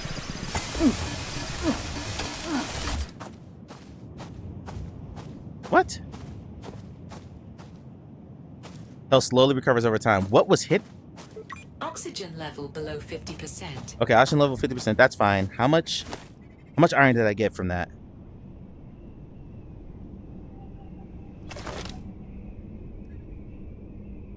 Two. 4. Okay. I need more iron. But that was hurting me, so how close do I have to get to it?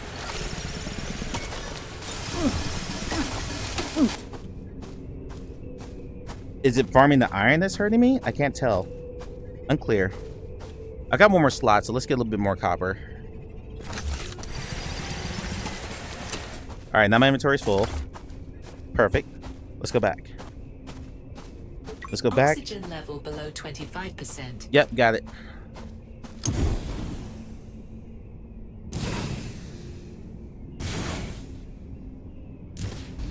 This does feel moving a little bit faster than that. Also, think about seeking medical help. Okay. All right. Refill my oxygen.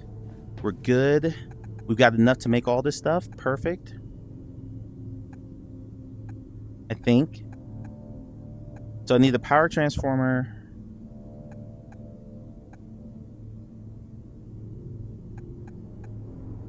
Okay, so let's check our log here. Oh, all right. Construct the power transformer and place it outside to get your habitat. Then connect the power line. Then connect the wind turbine to the power line. Okay. Health recovers when I'm back safe, so that's good. So the only thing I really need to worry about maintaining is hunger. And hunger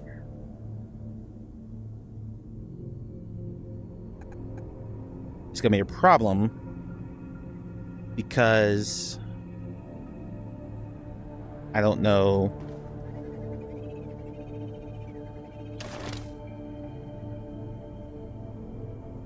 I'm indoor. Okay, I need to test something real quick. Do I need to print? I can't turn when I'm holding it, when I'm about to modify the gun. That I don't like. So do I need to print? I think I think I need to print each one of these. So go to power structures. I need a power transformer.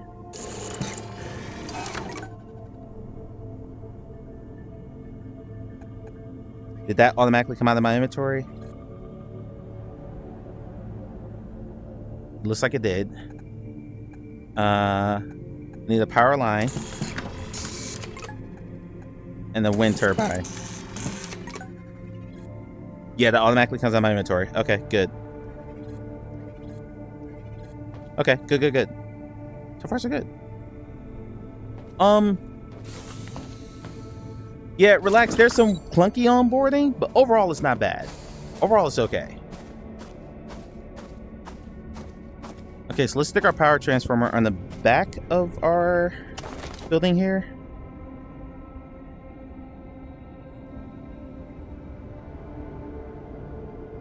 All right, boom.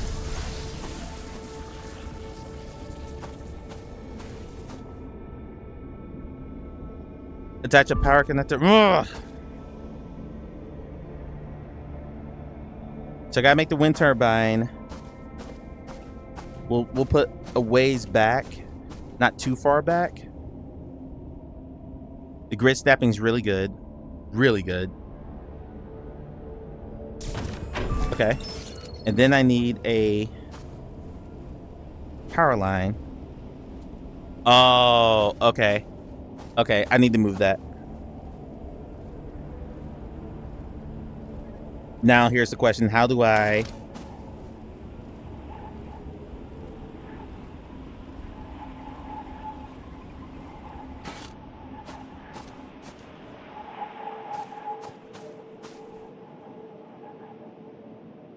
Okay, so I can put it here, and then put a connector. Okay, that makes more sense. And then here's my power line. There we go.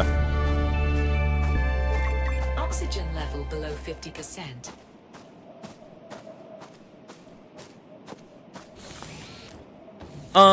The phrase I kept hearing them use was basic. Like there was nothing that was visually interesting in this compared to other stuff he's played. You know, Corey likes his graphics, so I think this looks fine, and I'm kind of digging it so far. It is an accessible enough. Short, they craft a blueprint terminal. Okay. How much do I need for a blueprint terminal? At some point, we got to talk about food here. Food is going to become a problem here pretty soon.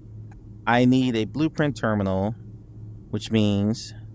Tran says, this looks like something I'd like. Maybe pick up on sale. Yeah, it's $25. That's what I pay for it, and that's full price. I'm kind of digging this. I really am. I need one more iron, so I got to go out and mine some more iron. All right. I don't know what the clock means. I guess that's the time of day.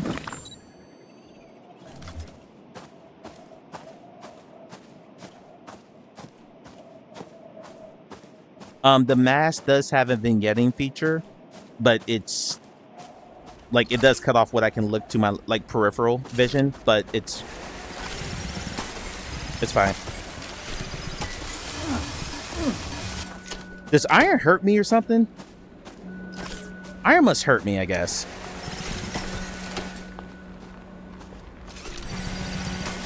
Or the extractor is overheating. One of the two. Wait, is this ice I'm picking up?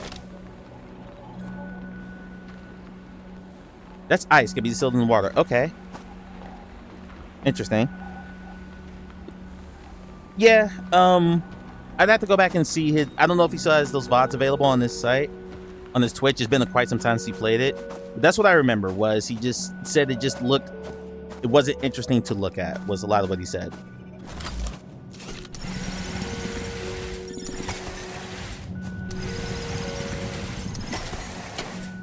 My inventory is full. Okay, so we need to go deal with the ice. So now we know there's ice here.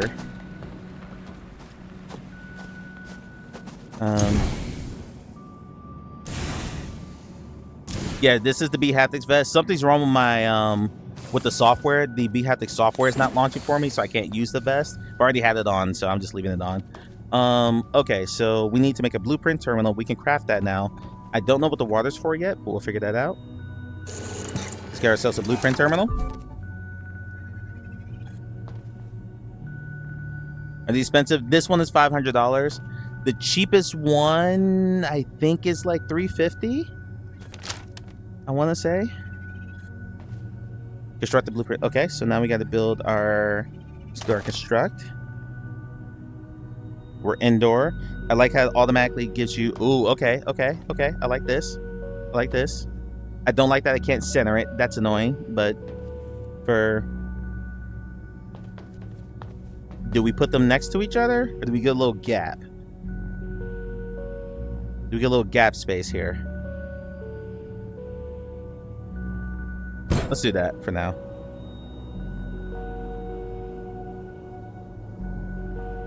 I guess we'll put the box there.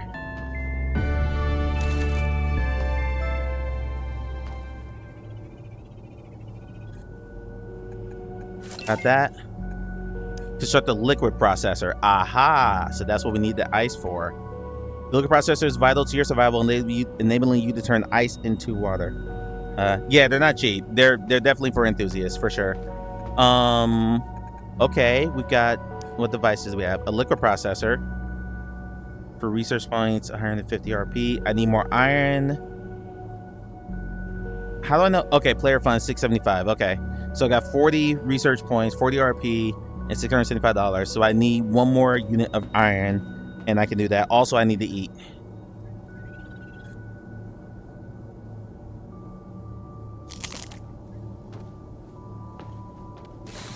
Alright. Alright, we need more iron. Let's try if I can do this a little bit faster. Now that I know how to traverse a little bit. I know that's ice, so I'm going to ignore that. Come over here. So I think for the extractor, I think it's hurting me because I'm just holding down trigger. When I need to just let go when it pulls something. Okay. That should be enough iron, but let's... Pulls my inventory. Let's try to get some more iron going. I've got copper right now. I think that's copper. Nope, that's iron. Perfect. Okay. Good.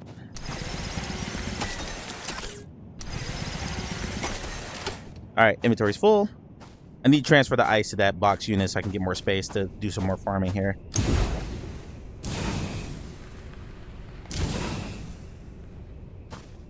Pods right there. I think Croy, when I saw Croy's finished product, because I missed several of those streams, I was there for like the wrap up of it. He said he had put about 25 or 30 hours into it. 25 to 30, between 25 to 30 hours into it, and I believe that. So I could definitely see how someone can... Let's move the ice. Can I two-hand it? Oh yeah. Which is also good, because this means I can move all this stuff.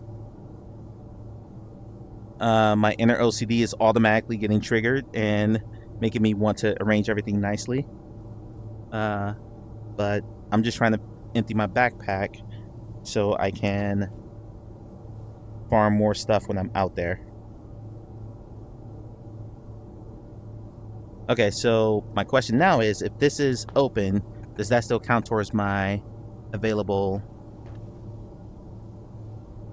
It does. Perfect. Okay.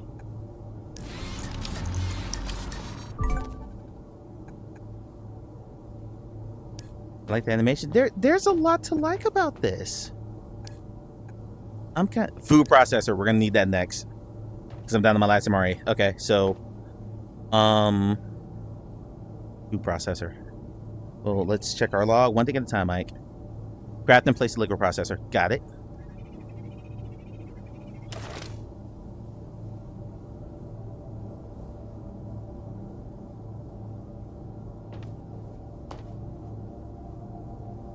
It's not letting me navigate for some reason.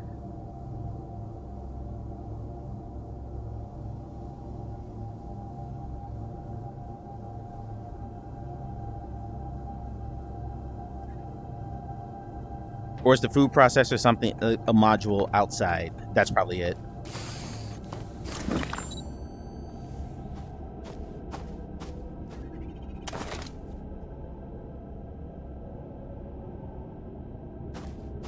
Or I have the blueprint, but do I now need to pull it from here? That's it. That's it. Okay. Okay, now I don't know if this is inside or outside. What does that look like? It looks like something that's inside, so there we go. Okay. This is quickly gonna fill up. This is quickly gonna fill up, so we're gonna have to. Are you kidding?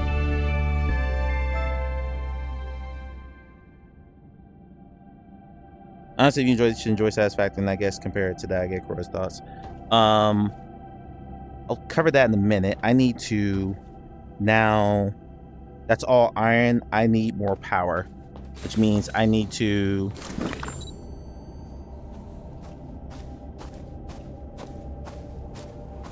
Add more power. How do I add more power to this?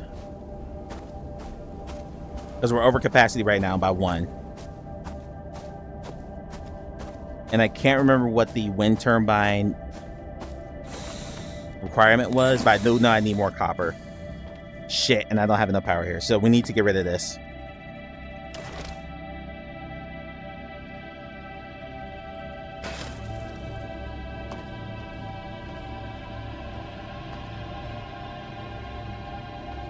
I guess we played. Oh, that's a good point. You guys were playing a lot of Satisfactory during this. That's a good point. If you had this as a comparison, yeah, this doesn't measure up for sure. Okay, so I need more power to my base to be able to put in my liquid processor. Okay, but to get that, I'm gonna need more. I have more iron. I need more copper.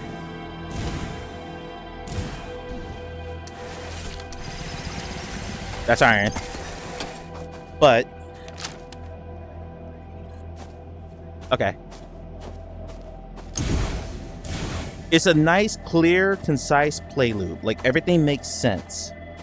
Nutrition level below 50%. That's not good. Okay, I'm probably gonna die because I can't craft fast enough.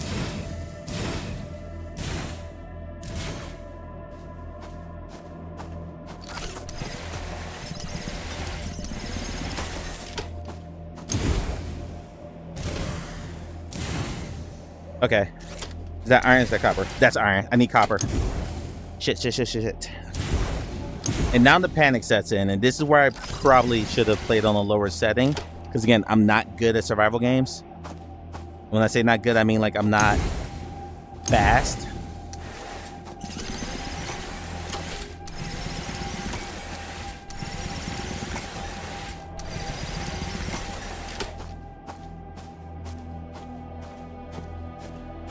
Because my next thing, I'm sure, is to make a food processor. Oxygen Yep. level below 50%. Okay. All right. That's fine.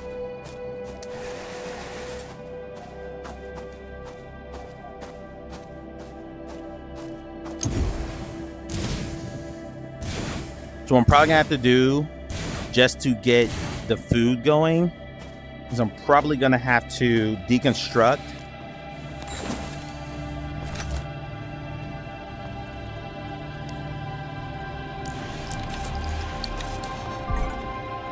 Okay, that's been unlocked.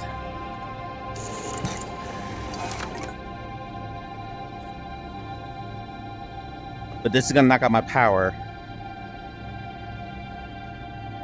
Shit. So I gotta add more power very quickly, but I'll deal with that.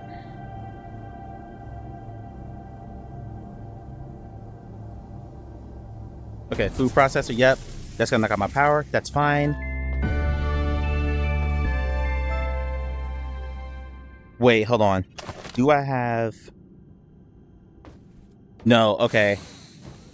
This is one of the...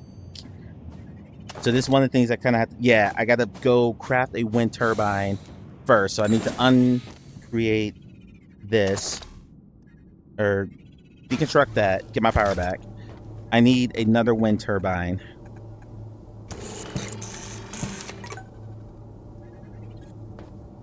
To get more power to the base.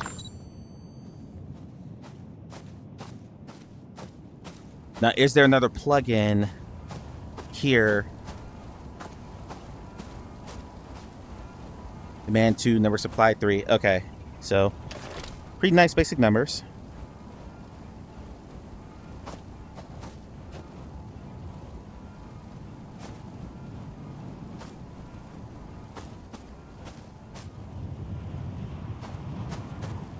There we go.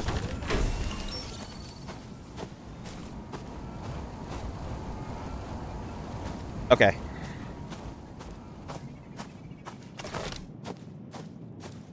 That works. That works.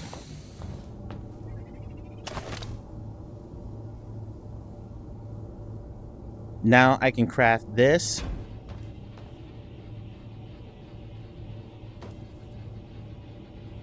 And craft this.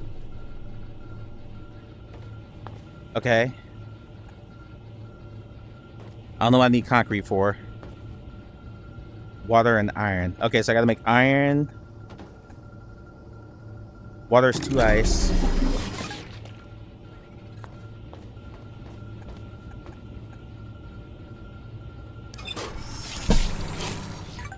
I'm out of iron now.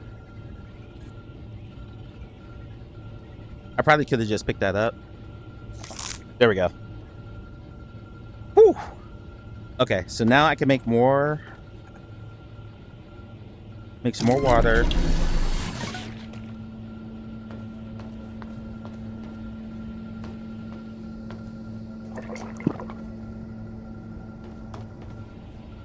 Oh, I can just ingest water like that.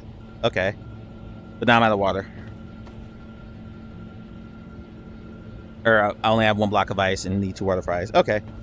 This makes more sense. Thoughts to anyone who is watching right now? What do you think?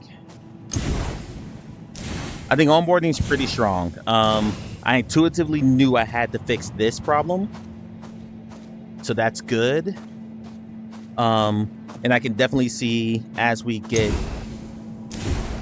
I gotta make more food, so I gotta do this quick.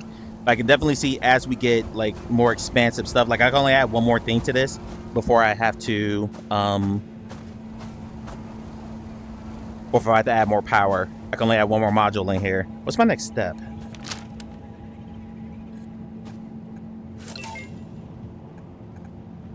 Fuel station. Unlike a fuel station. Fuel station will allow you to source water into rocket fuel for your rockets. Okay. Not really worried about that right now. Right now I'm trying to survive. I only got 49 health left. Nutrition level below 50%. That's fine. Okay.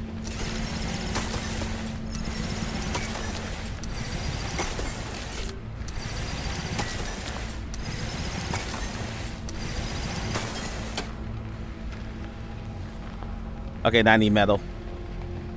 I think it was iron I needed for the nutritional stuff. I ate a block of ice, which I didn't mean to do. I meant to convert that into... Oxygen level below 50%. That's fine. That's fine. Now, as I get more comfortable in this environment, I will be more daring in how long I stay out. Okay, here's some more metal.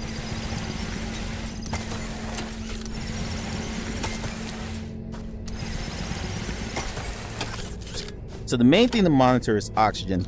It is a little aggressive on the hunger. I've been playing this... How long have I been playing this? What time is it now? Someone give me a time check, please. It's 9:03. So I'm playing this roughly an hour. I've had to eat... I think that was my 5th meal. Inventory's full. Okay. Oxygen level below 25%.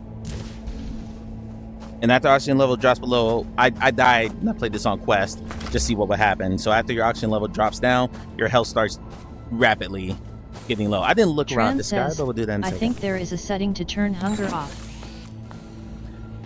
Yeah, the hunger feels aggressive, a bit aggressive, but you know, we'll make it work.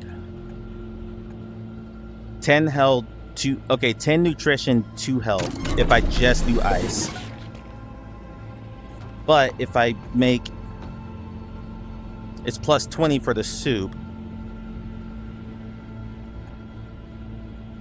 15 nutrition for tea. So 1 iron gives me plus 5 on nutrition. There's a lot more ice out there than there is copper. So I think I just do tea.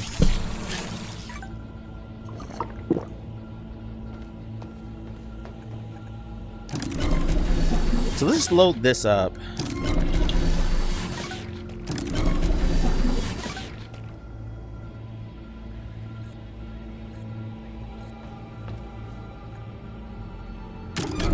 So I don't need concrete yet, to my knowledge, and there's enough ice out there to where I can...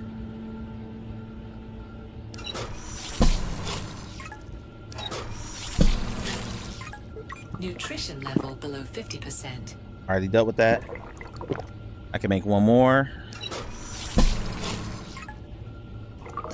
Yeah, the hunger feels pretty aggressive. It really does. But I'm back at 93, so we're good. Interesting, some very similar concepts in the last prototype I was working on, just very different settings. Yeah. Yeah, interesting.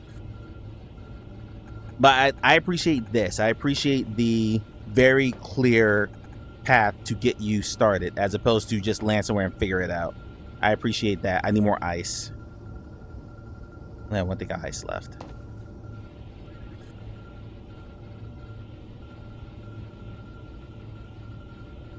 I don't know what hematite is, but and of course I'm sure you can build up all kinds of storage spaces and get a whole lot of things going. Nice ambient sound on the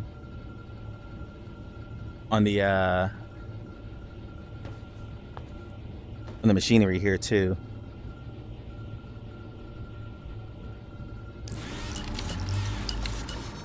Okay, so I can add it, the blueprint, but I can't make it until I get... Okay. All right. Fair enough. Yeah. And it feels like a good loop. Good shadow work there. Good shadow work. Ooh, that's nice. That's nice to look at. Yeah, I mean, there's a lot of fog and, you know, Croy's a big draw distance guy. Just looking at the visuals again. I kind of expect Mars to not be infinitely viewable, but if you're someone who likes draw distance, that's something that you probably bump into. I don't know. I think it looks... It's not the best thing I've ever seen. I'm not going to say that, but it looks fine. Looks fine. The Quest version definitely looked, from what I recall, worse than this. I can fire out the Quest version off stream because we're going to keep playing this. We'll play this again on Tuesday. However long it takes to get through the full campaign. So I can do like not a side-by-side. I won't do it on stream because I can't get stream to be... I can't get Quest streaming to work correctly. Found this enjoyable. It wasn't deep, but I enjoyed the game loop, the sound, the visuals. Yeah, I'm digging it so far. This is a kind of survival game I could get into because it is not sandbox survival. It is not here's somewhere, figure it out. It is here at least the basics to get started. with very clear objectives. And once you get through this introductory part, which I'm guessing is probably going to be, you know, a few hours. Oxygen level below 50%. Yeah, it's fine. I'm guessing this introductory part is a few hours long. Then you can get into, you know, starting to explore the planet and looking for these towers. I'm guessing the 10 towers comprise the bulk of the campaign through different terrain and things like that. Again, I watched Croy's and a lot of Croy's in passing. I can't remember what I was working on. I was working on something when Croy was playing this. So, I'm gonna make another tea. So I'm at 75. Let's keep nutrition at 90. I was making the point to do that whenever I come in. Okay, so I should be able to make launch platform. Okay, I don't need that. Necro, did you finish the whole campaign? Hold on. Where's my log? So I had some. Oh, I got all my rewards. Never mind. Craft and place fuel station. Where that place, the fuel station will allow you to process water into rocket fuel for your rockets. Okay. And I'm guessing that's going to take me out of power again. But I should have enough.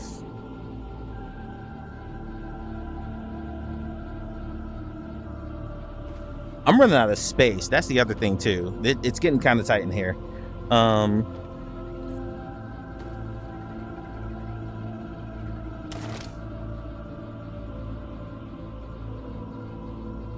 Yeah, it's getting a little snug. We're gonna have to expand here pretty soon, which is probably the point. Yep, thought so. I thought so. Yep, that's nice. Now we need to deconstruct that to get our power back, because now we need another wind turbine.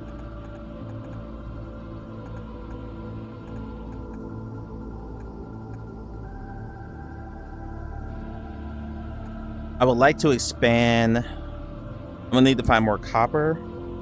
Everything's good, so I got enough time to do this. Okay. I would like to add another power transformer here. Relax is like, why the fuck aren't you playing? Yeah, because those are bumping into each other. Actually, they're not. Oh, they're not. Okay, never mind. All right, we'll add another turbine here, but eventually I'm gonna have to like move these and add some more power converters and stuff. I would like a whole farm of wind turbines out here, but that's gonna be a lot of farming.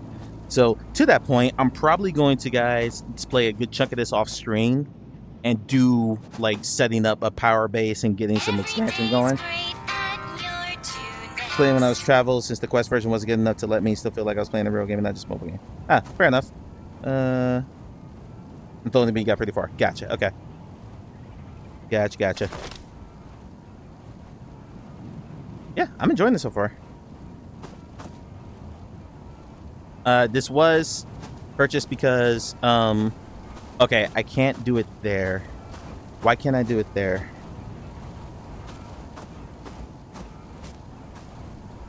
So I'm gonna need another power transformer. Okay.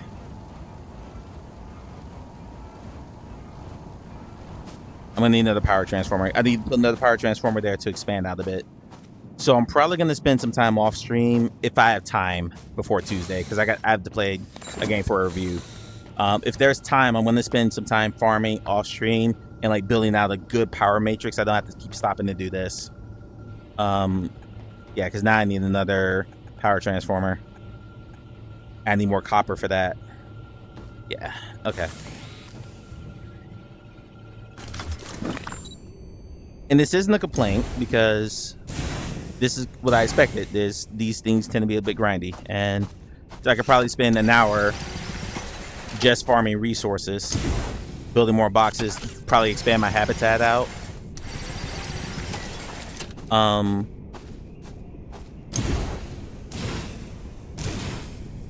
To get more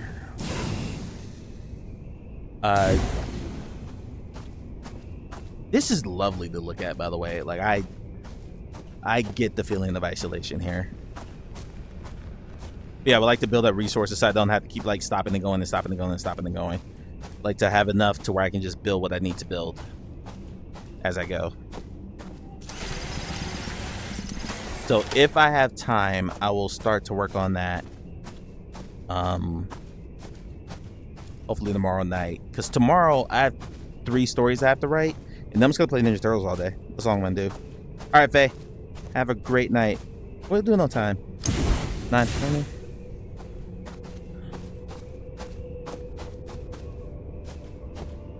This isn't like a transformative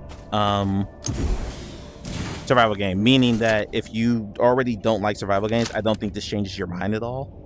But it's good. It's well designed. It's well crafted. I like it. Oxygen below 50%. Oxygen level below 50%. That's fine. I'm hoping there's a way down the line to expand how much oxygen your suit can carry. All this is iron. I need copper. That's iron. I need copper. Welcome back for the ads. I'm looking for copper. I have all the iron I need in the world around here. I need copper. Copper is my bottleneck right now.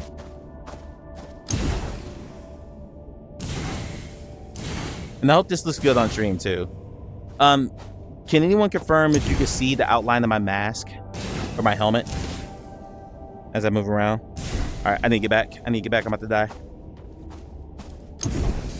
Oxygen level below 25%. Yep. Let's get back in and refill the oxygen, and then we'll go that direction.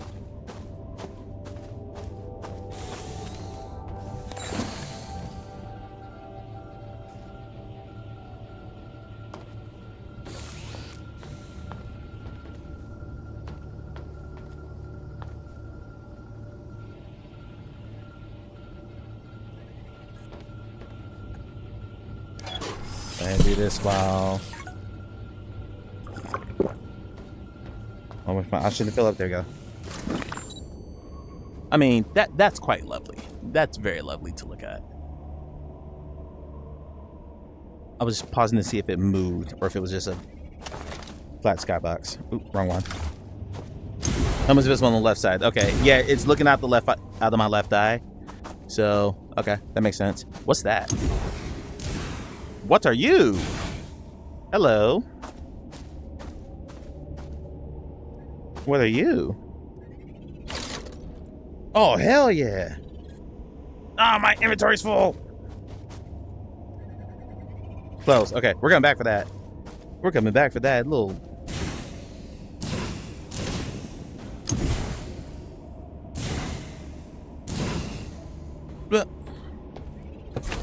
Didn't I have a box in here?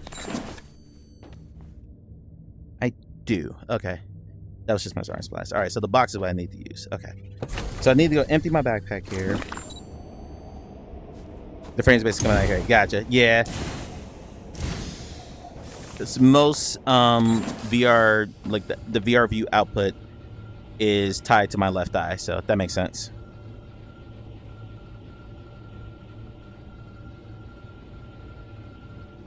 I'm gonna make one more soup. Actually, no, there were MREs back there.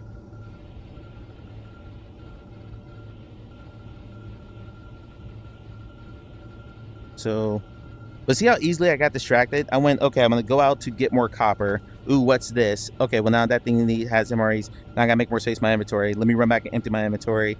Oh wait, I need to go eat. Like there's these it can be information overload for sure. But it is thus far quite enjoyable. I'm digging this. This is the kind of survival game I can get into. So far, you know, caveats to everything, but you know. Let that wow, Clay. Wow, Clay. Someone hit the bullshit sounder for Clay, please.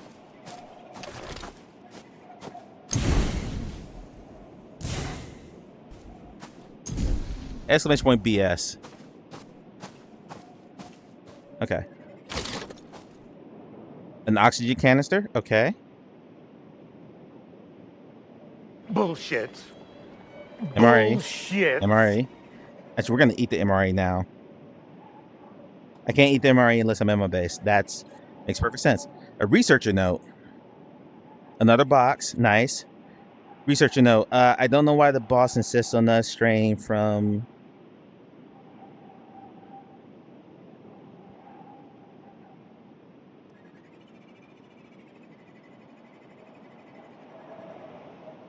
No, my boss insists on us straying this far from home for a simple mining expedition.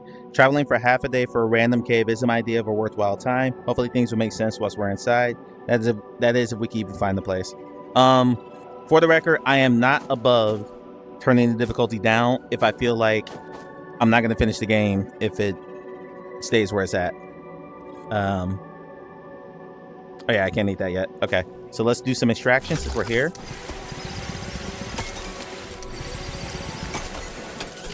Because right now, in my mind's eye now, I want like a 4. Below 50%. That's fine, thank you. In my mind's eye, what I would like to do is get like a 4 square habitat set up in there, if not a little bit bigger. Maybe even an 8 square with turbines around it for everything, with basically 2 turbines or 3 turbines. Level below 50%. That's fine, with 2 turbines per, or 3 turbines per habitat, which should fuel everything I want to do, or everything I'm gonna end up needing to do. That would be the ideal. I need more copper. I think that's iron. We'll take some more iron.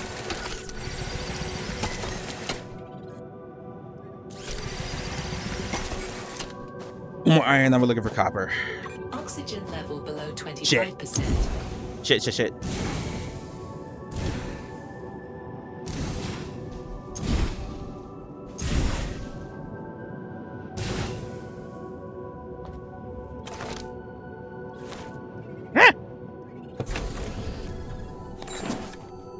Okay, right, there's a Farland RB artist. You knew what you were doing. You knew exactly what you were doing. Since I'm here, go ahead, eat this MRE.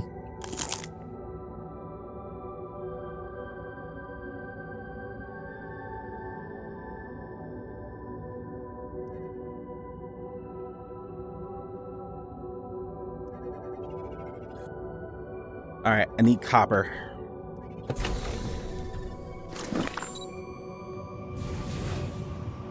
The jetpack feels very smooth too. These can be jittery in some games. This feels really smooth and good. Really good. I think that's copper on that small rock over there.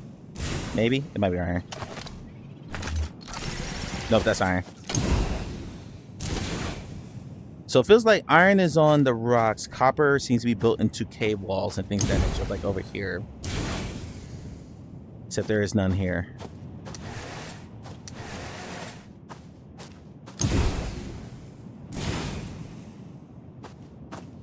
Have I already exhausted all the copper that's available to me in my immediate vicinity?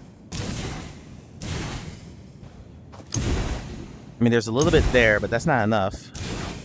We need a lot of units. Like, I need to go out and just spend probably an hour just farming copper.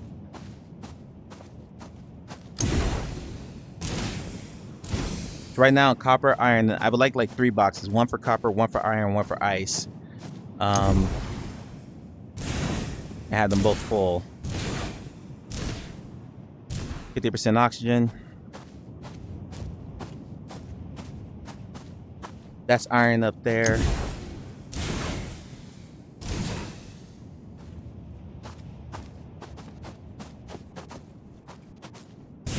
Oxygen level below 50%. All right, we're gonna very quickly peek over here.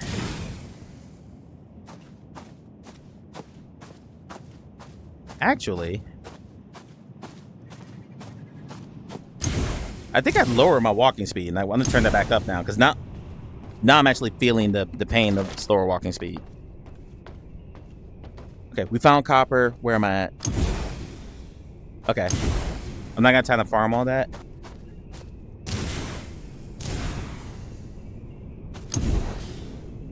I'm gonna come back and farm all that. But I think you guys kind of get the gist of the game, right? Like, this is... Oxygen level below 25%. So try to finish what I want to do now, which is add another wind turbine so I can get that rocket fuel thing set up. And I think I'm going to stop there, because I'm probably going to deconstruct all this build out like a bigger habitat system with a lot more windmills and things like that. But I'm gonna have to build like 4 boxes, farm a crap ton of copper and iron, and get it all done that way. Yeah. Okay, so I should have enough now to do everything I wanted to do. Because how much copper do I have? And how much is a habitat? Or is a habitat something I can make no matter what?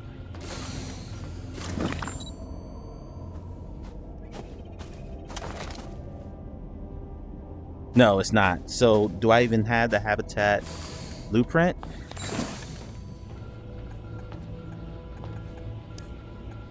So they're only giving it to me one at a time. Okay. So how do I unlock bigger habitats?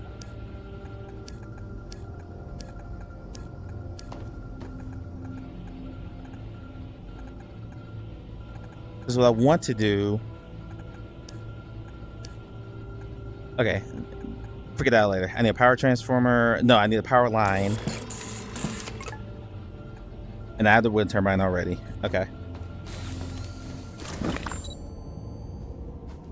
So let's finish this bit up.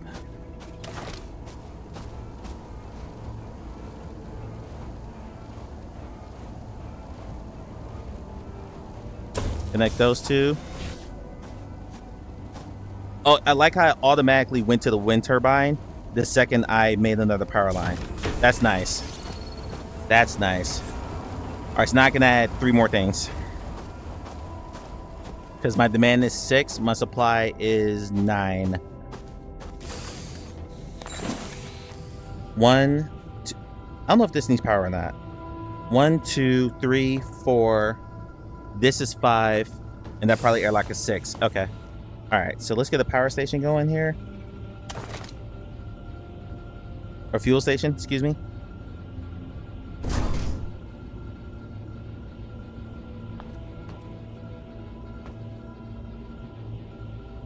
Go ahead and place another box. This works because my inventory was starting to get a little crazy here.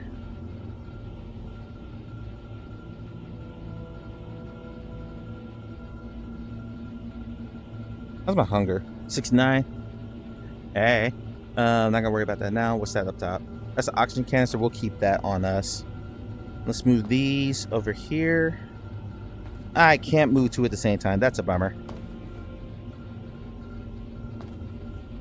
Yeah, it's only recognizing 1 placement at a time. But it's really getting the job done. Okay, so all that's moved. Now we can move you, move you, move you, move you. All right. Yeah, I'm gonna have 1 dedicated to copper. Faux show. All right. What's next? Pay my reward. But the launch platform, okay.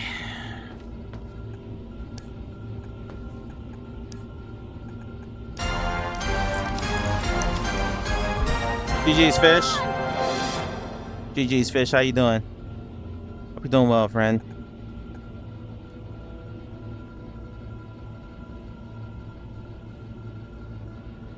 Yeah, it doesn't give me the blueprint for a box or a habitat. So how do I make more of those? 1 concrete, 1 rocket fuel. Okay. Okay, how do I make rocket fuel? 2 ice. Sure, easy.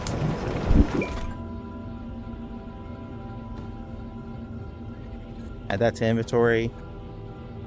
And then 1 concrete is 1 iron, 2 ice. And just like that, I'm low on ice again. But there's plenty of ice out there. Okay. Give me a launch platform.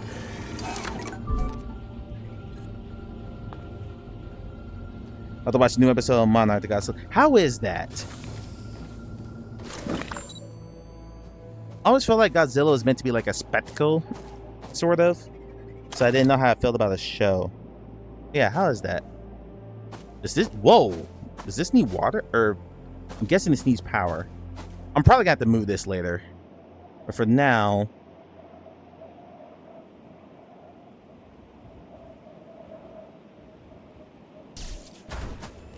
launch rockets to complete contracts, earn money, and unlock new powerful blueprints. Okay. Let me get my reward real quick.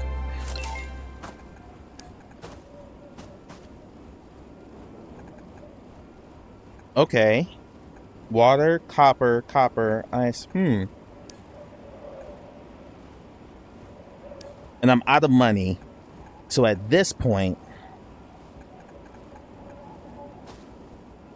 pretty sure it's triple second. It's a different style than the movie. Still Lost Man has a great story. Thanks, man. I'll be checking that out. Launch a rocket. Use the launch platform to launch a rocket. This is how you earn money to unlock. Okay, so I need to put what? There's more ice around here than anything else. So I gotta make rocket fuel.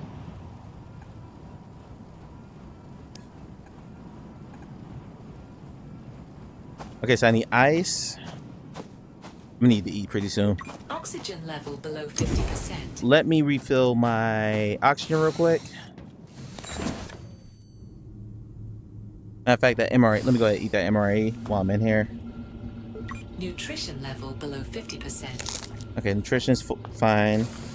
Let's go get a bunch of ice. We know where all the copper is too, or a bunch of copper is, so that's good. All right. Wait, how do I make rocket fuel? I was not paying attention to that.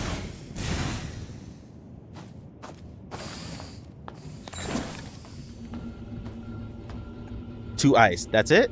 Done.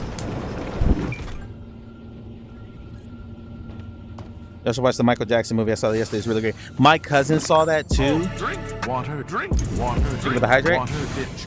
We're gonna end in a minute. I'll hydrate here shortly. My cousin saw that, took his kids to see that, and he said it was excellent. How full is my inventory?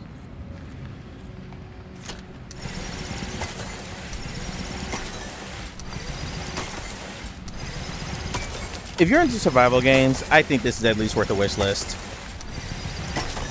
You know, if you don't have time to like play it right away, you know, get thrown on a wish list, monitor a sale. Hopefully this is this little excursion has at least given you like some incentive to give it a look, because I really enjoyed this. Okay. Alright, done. Start large sequence. Ooh.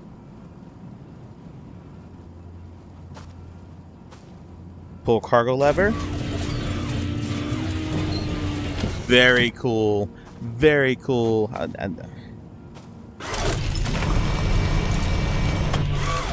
Okay, yeah, I'm sold. This, yeah, there you go. Ready to launch? Do it. Launch sequence initiated.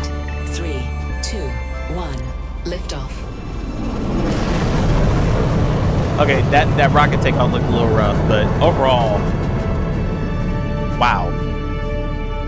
Do I have to build one of these for every mission I take though? Below 50%. The store is offline right now, Future. Or not Future, Fish. Rocket, okay, rocket ready in 10 seconds, whatever it is. Wow, that rocket got to Earth and back very quickly. Very quickly. Fire, I think. Gotcha, okay. Gotcha. Alright, I think I'm gonna call it here. This is kind of a good introduction. I'm gonna do some major league farming off screen, if again time allowing, and try to connect radar station to a habitat or two habitats to each other. Okay, a connector, connect radar.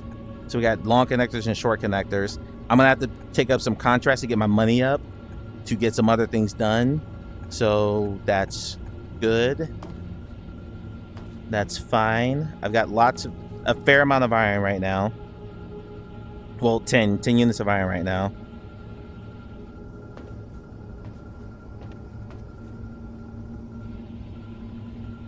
Yeah,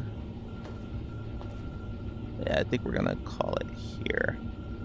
I feel like it's a good stopping point because everything else I would be doing from this point forward is just farming. Just farming for resources. So let me empty my backpack here.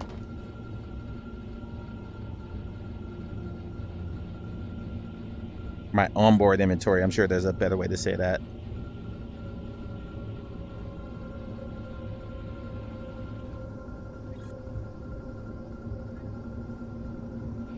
Make like a baby and head out. My sister's born breed, so it's not always head out.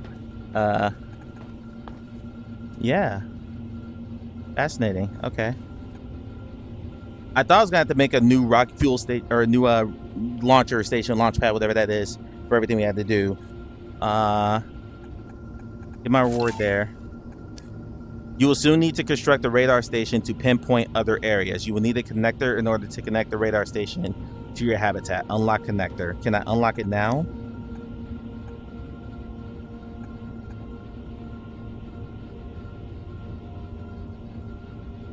Oh, this is how I put two habitats next to each other. Okay. Okay. And connector long is like a corridor. Okay. Do I want a long connect? Ooh, short connectors are cheaper, so we'll use the short connector.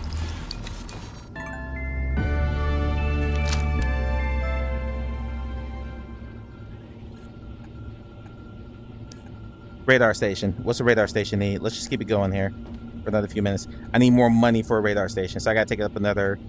And this is where we're gonna stop because now I need more money. I need $300 more. How much is a contract for that?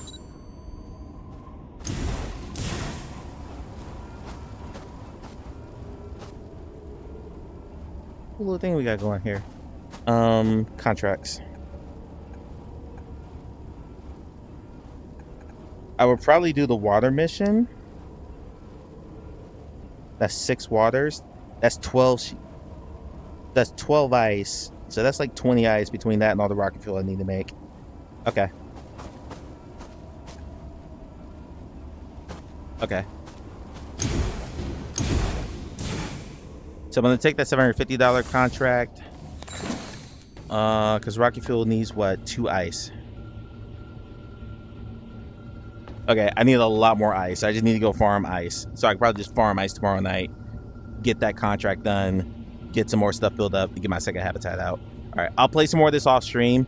I'll catch you guys. Not about the size of the connector. Wow. Yeah. I'll play more of this off stream. And we'll just continue on with this on and off stream until it's done. So what'll probably happen is all the farming, all the extraction, all that stuff will take place off stream, or a good chunk of it will take place off stream. I'll do some contracts and things like that just to keep it, you know, so the stream can be kept to building out the base with more new blueprints and tracking down these stations here in this mission log. Shut down all jammer towers. I'm guessing that's the bulk of the campaign. So we'll work on that on stream. All right. How do I get out of here? Yep, there we go. Hold on, tips. Here we go. Yeah, tips we get. Oh, this is where you see all that stuff. Okay. So all that stuff that wasn't staying up long enough, teehee. This is where I can see all that. Good, good, good. I'm glad that's there. Okay, save game. Make sure that's saved. It did. Okay. That's that. God damn it. What was wrong with phrasing? Yep. Totally deserved. If I were to do an impressions piece for work and we don't do scores, I would just say this is worth at least a wish list, and for survival people, at least give it a look. I was really impressed with what we did in this last 75 minutes in total. Usually when I do impressions pieces are for games that we're not going to do a full review of for one reason or another. Either it's like a never-ending game that, you know, will always have like Forefront. You could do a review for that, but your review is going to be dated 2 months later when new content or new maps and stuff like that are added. That review is just a snapshot of what that game is when it first launched. For a game that's going to, all right, no worries.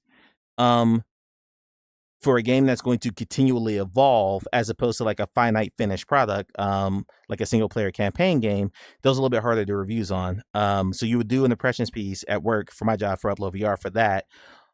Or for a game that, let's just say, and this happened a few times, I've done a few of these already, an indie developer sent me a game and is, requesting some kind of coverage on it, because Upload's not specifically just a news organization. Part of the mission statement of the website of the company is to help build the VR ecosystem, which means we are encouraged to cover as many games as we possibly can.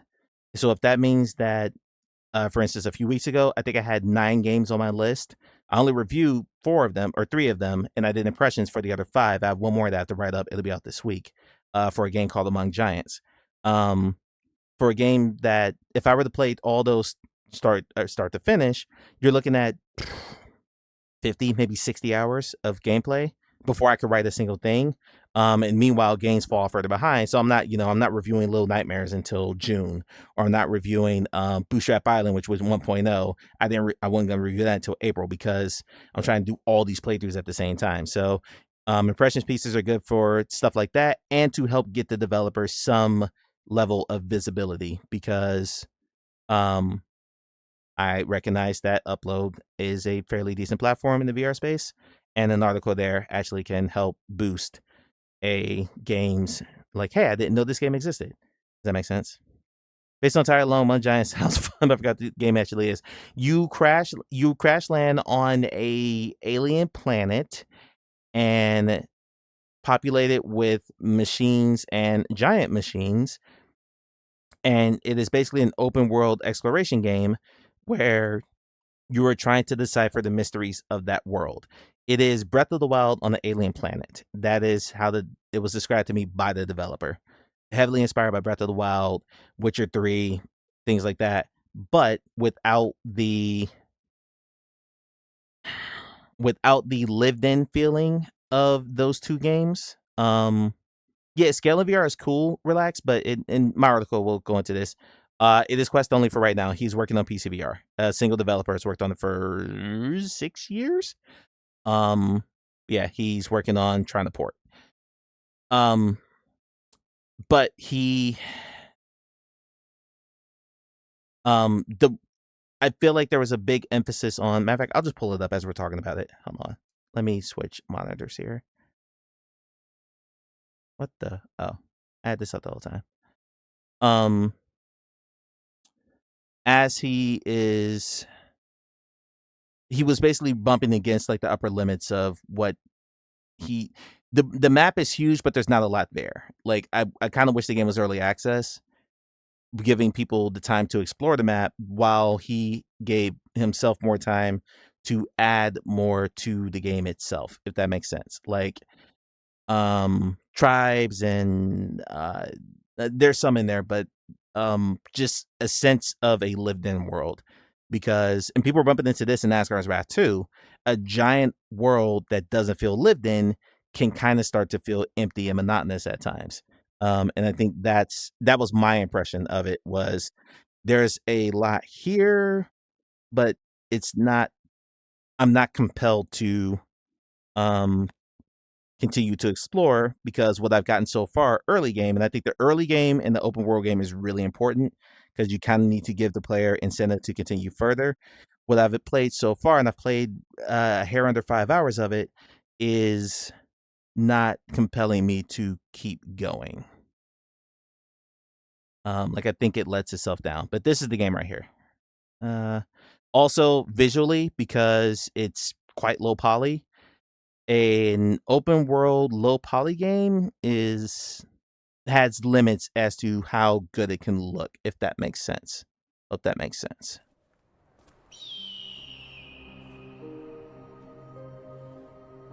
Relax, it did too for me, but then I played Asgard's Wrath 1 again, and I felt how limited it felt. It's very linear. much better to look at, much better performance depending on your PC. My original rig could not handle Asgard's Wrath at anything other than low, but it's quite railsy in a way that I appreciated the second game didn't go through. But yeah, like you can see it here. It's pretty expansive, but it's not like, oh my god, look at that, oh my god, look at that. Even there, like there's some Z clipping stuff, there's some performance things he's got. Even the trailer can't really hide the warts of what I saw. So I wish this were early access. I wish this were a game that, relax, I'm not touching that. I'm not even going near that. I'm not even going to support that.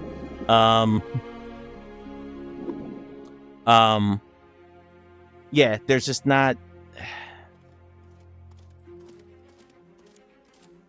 The world is impressive and it's not, if that makes sense. That's hard. It's hard to explain.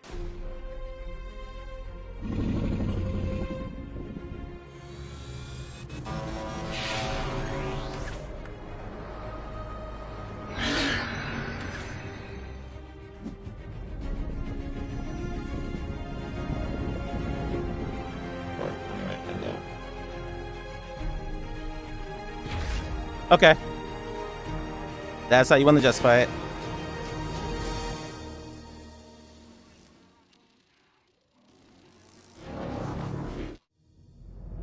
Yeah, so yeah, that's the trailer. I wish this game were early access. And that's gonna be in my article. I wish this game were early access and it had more time to cook. Get it out there and let people see it and let people play it, but also know that it's going to expand later, because I don't know if this game is going to continue to get updated other than like with added things in it and more things in the world. Like Medieval Dynasty New Settlement felt more lived than this, but that map's like 10% the size, but it's populated with NPCs and things to do and animals and so on and so forth. I don't know, it's wide but shallow, and I wish it were a little bit deeper, if that makes sense. All right. Back in a minute. This guy's actively patching. Yeah, he's patching, but he's not.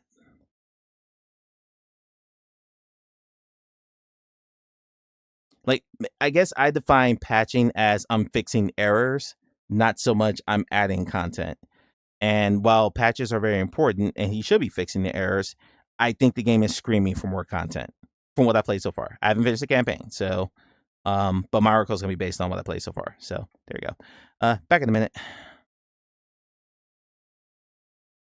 We're pretty much at 1 HP in the prayer territory. There's one good hit, and I'm toast. Oh my god, I'm so close. Don't greed this. Don't greed it. No greed, Mike. No greed.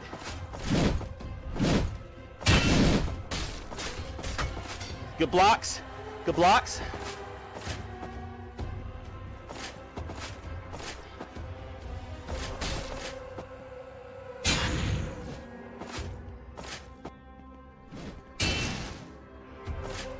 Almost.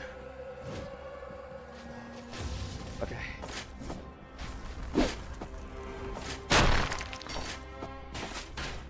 No! No, no, no! God damn it! No!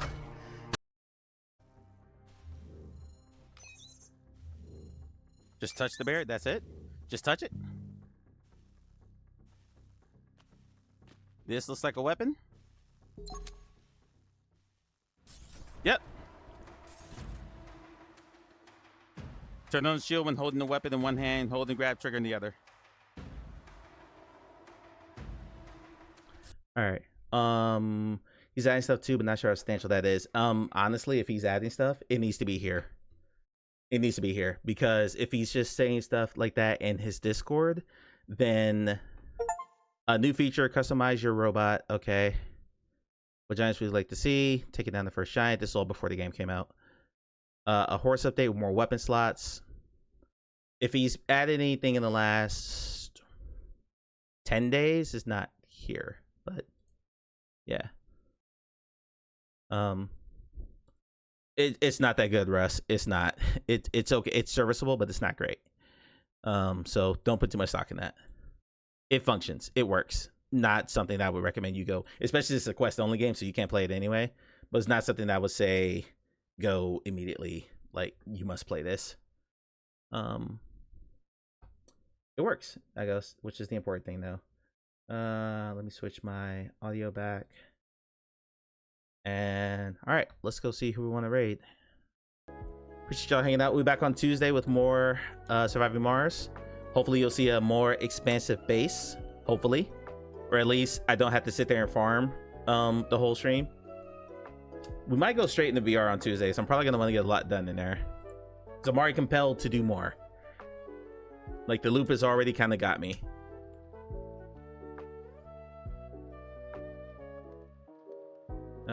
Let's see who's on.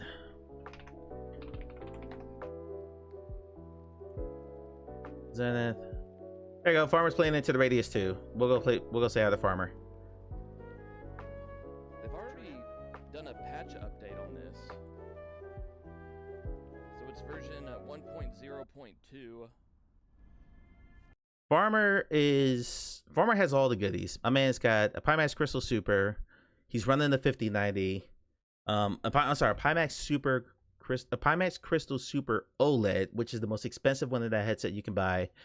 He's running the 5090. He's got all the cool stuff. He's got the setup that if I had infinite amounts of money, I would be buying stuff to stream VR like this. Doesn't support Live and Open VR Toolkit. Hold on. Doesn't support Live and Open XR Toolkit. Doesn't support Windows. It shouldn't support WMR at this point. Doesn't support Vive Wands. I'm fine with that too. Yeah, it supports modern VR. Oh, are you there? Does he have a canteen on? There is. That's a good question. That's a good question.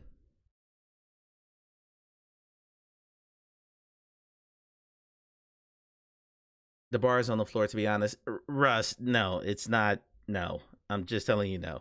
I need to make a new raid command. I need to add that to my to-do list because I have new emails now, for those who don't know.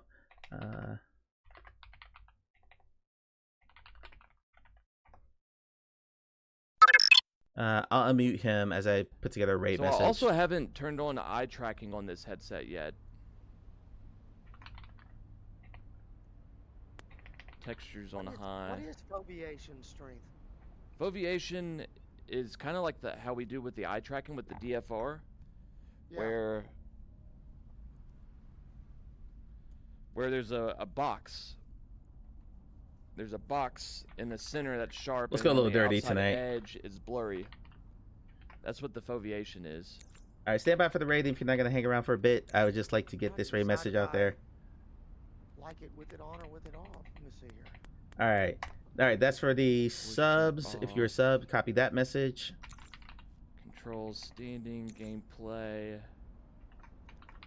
virtual stock. If you were not subbed, I got you in just a moment. Hide helmet, yes. Subtitles on. Mag insert assist. Nah, brah. Do you have experimental optimizations on? I do. Let's be a little silly tonight. Yeah. Damn it. See, that's one that plays. Only shows at 85% utilized. I think there's got to be something there because I am. I'm gonna pause this. He just said 85% of a 5090.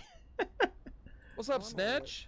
All right, copy your raid message. First one's for subs, second one's for non-subs. Let's go say hi to Pharma. It's probably because you're streaming. You have all that shit open. Armor. Yeah, it definitely could be. And I will see you all on Tuesday. And stuff too. Yeah. Difficulty preset. We're gonna do difficulty. We're all set up here. Customized. All right, we're all set up. Let's do. All right, buddy. See you on Tuesday. Peace. Mission reward.